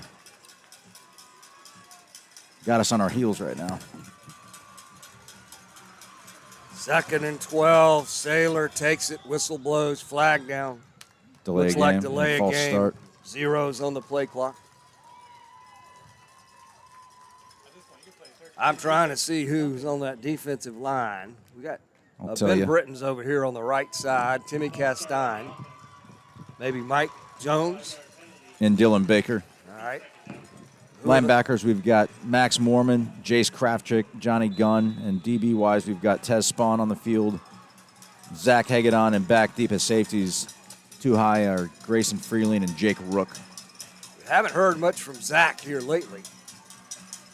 Be a good time for him to intercept one. It's a quick throw to Schizler over there on the right side, but he picks up pretty much nothing. Give him a yard gain on that one. Actually, it's more than that because they had the penalty. So it's going to make it third down and 11, and he got about 6 or 7 yards on that catch. Carolina Forest quickly back up to the line, but they're not snapping it too quickly. They got that number 16 back in at running back. He's the other Johnson. Bryson. Faked it to him. Number 7 has a swing pass on the left side. He picked up 5 or 6, but that's not going to be enough, and it'll be a fourth down now with the line of scrimmage at the 36-yard line of the Sharks. And this is a really big play here, folks. The game is tied 21 apiece. Yeah, they're going to go for the juggler right here. They're on the road. They don't. They're going to go for the win here. There's no way they're going to punt. Who are you looking for on this one? Number 2. That's Schizler. Tez Spawn is over here waving his arms around. He's got Schizler, their favorite target so far today. 3 guys wide on the left, 1 on the right. Saylor, the quarterback, with Johnson in the backfield, zips it across the middle. Number 7 has it. He's going to score, maybe. Nope, he's down to the 8-yard line, though. Zach Hagedon. Alec Youngblood, the receiver, he's caught a few big passes for them today as well, and he was wide open in the middle. Wide open. Now it's a big first and goal for the Panthers. Showing some kahunas. Going for it on fourth down in our territory. We let them get it. 5:24, third quarter. Handoff to Johnson, 16. We wrap him up, but he still moves forward. Gets it down to the 3-yard line. And he's a good-looking running back. Well, he's got fresh legs, too. He hasn't done a whole lot in terms of running the ball tonight, so he should be pretty fresh, right? Yeah, he should be. Under the 5-minute mark, starting to feel a little nervous here. Not going to lie to you, Robert. He's a senior, too, number 16. They put an H-bag up on the left side here. Quarterback gives it to Johnson, 16 again. We stop him, though, right at the line of scrimmage. Now it's third and goal. They do a good job of, on that play, pulling their guards. It's opposite of where the H goes, and they just follow right behind it. And we did a good job of clogging that up. Did our job on that play. Our defensive linemen got their hands on their hips. Yep, they're tired. They've, rightfully so, they've been on the field a heck of a lot in the second half here. Well, Monroe Freeland needs to say, hunker down, dogs. Stop these guys here on third and goal. The ball just inside the 5-yard line. Watch a slant. Schizler over here alone on the left side, but it's another handoff to Johnson, 16, and we push him back. Now, they lose a half, a yard, and it's going to be 4th and goal on the 5. Are they going to kick a field goal? They got a kicker. Got a great leg. I watched him in warm-up, and here they come. Yes, sirree. They're going to go for the 3 points here. Clock is ticking, 3:39, 20 seconds left on the play clock, and so they're moving in quickly for the PAT. I've been thinking it was the third quarter, but it's the fourth quarter. The clock is running down. This is a big one, folks. Snap is good. It looks good, and it is. The referee's hands go up. So we're going to have 3 minutes and 20 seconds to score at least 3 points to tie this game. Here on our home field, where we led it all the way into the fourth quarter.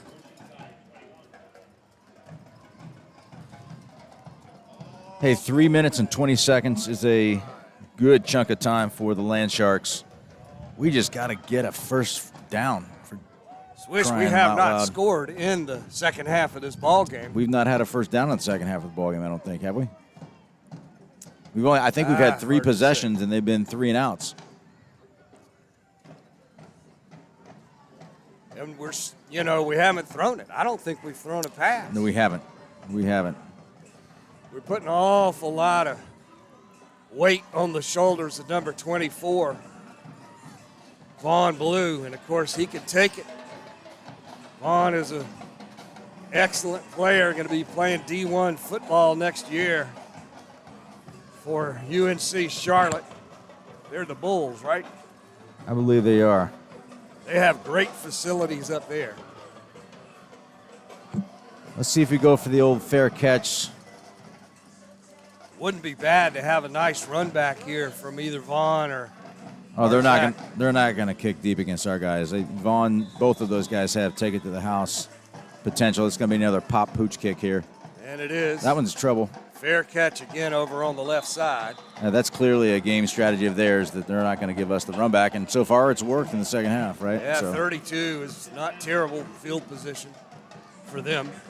Hey, we've all seen it time and time again. All it takes is Vaughn to catch one little corner, one little hole, and he makes that vertical cut up, and then he's gone. So let's, like you said, let's not put it on Vaughn's shoulders, but no need to panic right now. 3 minutes and 20 seconds left. We're down 3 points. Dave Salazzo limping around over there on the sideline, sweating. Our coaching staff trying to dial something up here for our offense. We're losing now, guys. We better hurry up. We've got 6 seconds on the play clock. 3, 2, 1.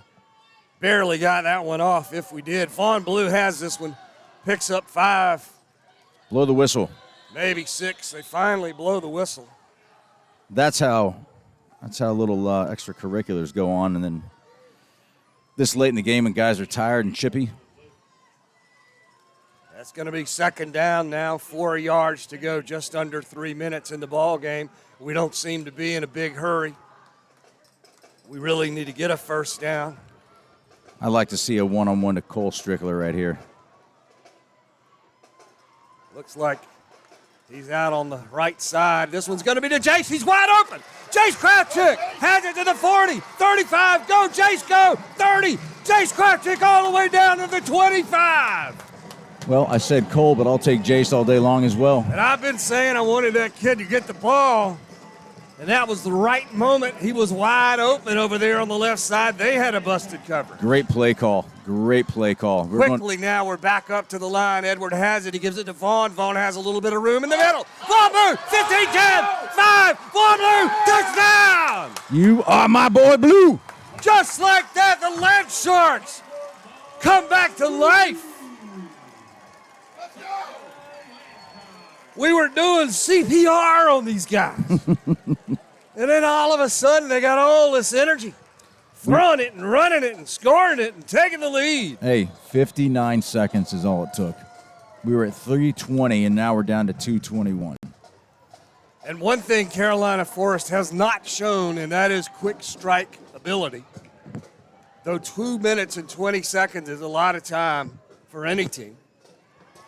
And the kick is up and good. Attaboy Quinn. 28-24, so they got to score a touchdown here, Swish.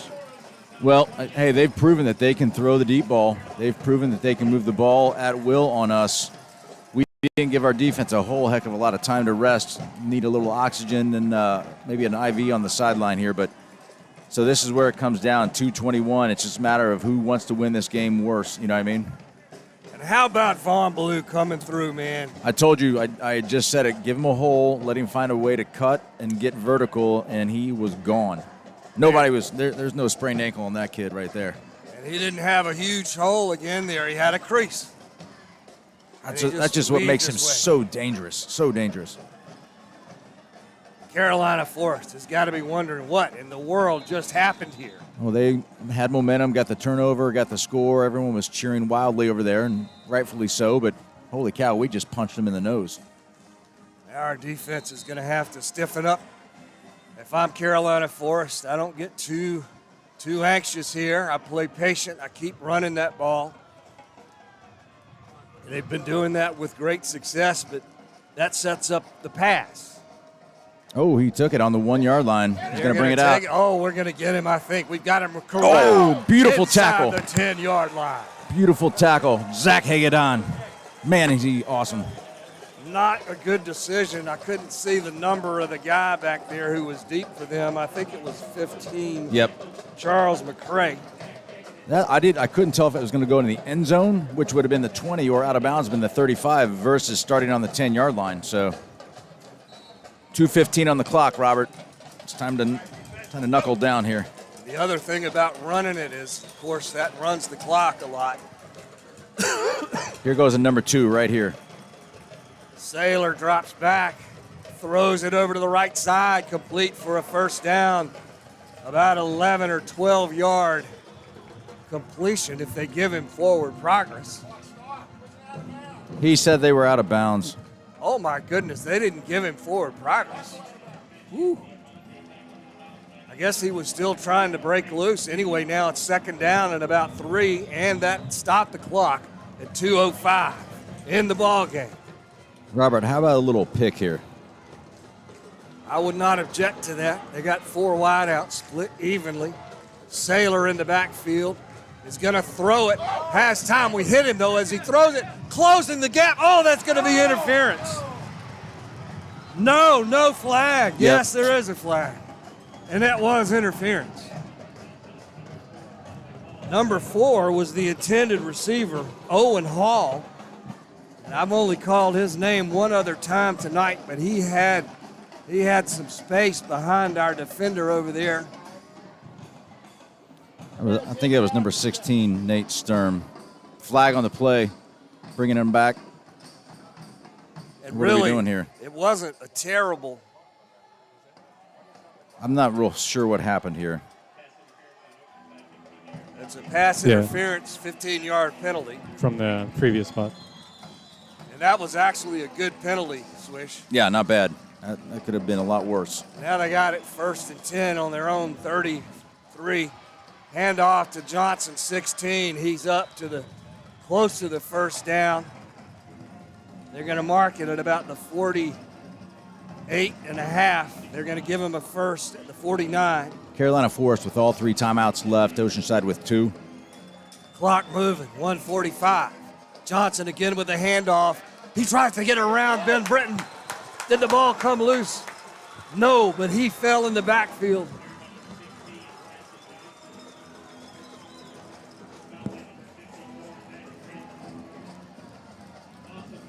Second and 11. Yep. Sorry, Swish. I was looking to see who's on our defensive line down there. Monroe is in now. All right, I was trying to figure it out if that was Monroe. He's right in the middle. Hey, play clock's down to 15. It's 1 minute and 10 seconds left to go. Saylor claps, takes it, wants to throw it quickly to the left side. He has Schizler. We miss a tackle on him. Schizler falls out of bounds at the 40-yard line. They're going to have a first down, and now they're in our territory. They've got about a minute 04 to go. That stopped the clock. 1st and 10. Ball's on our 41-yard line. Nail-biting time at Johnson Haygood Stadium. Their quarterback has it, wants to throw it quickly over to the right side. It's a bad pass, though.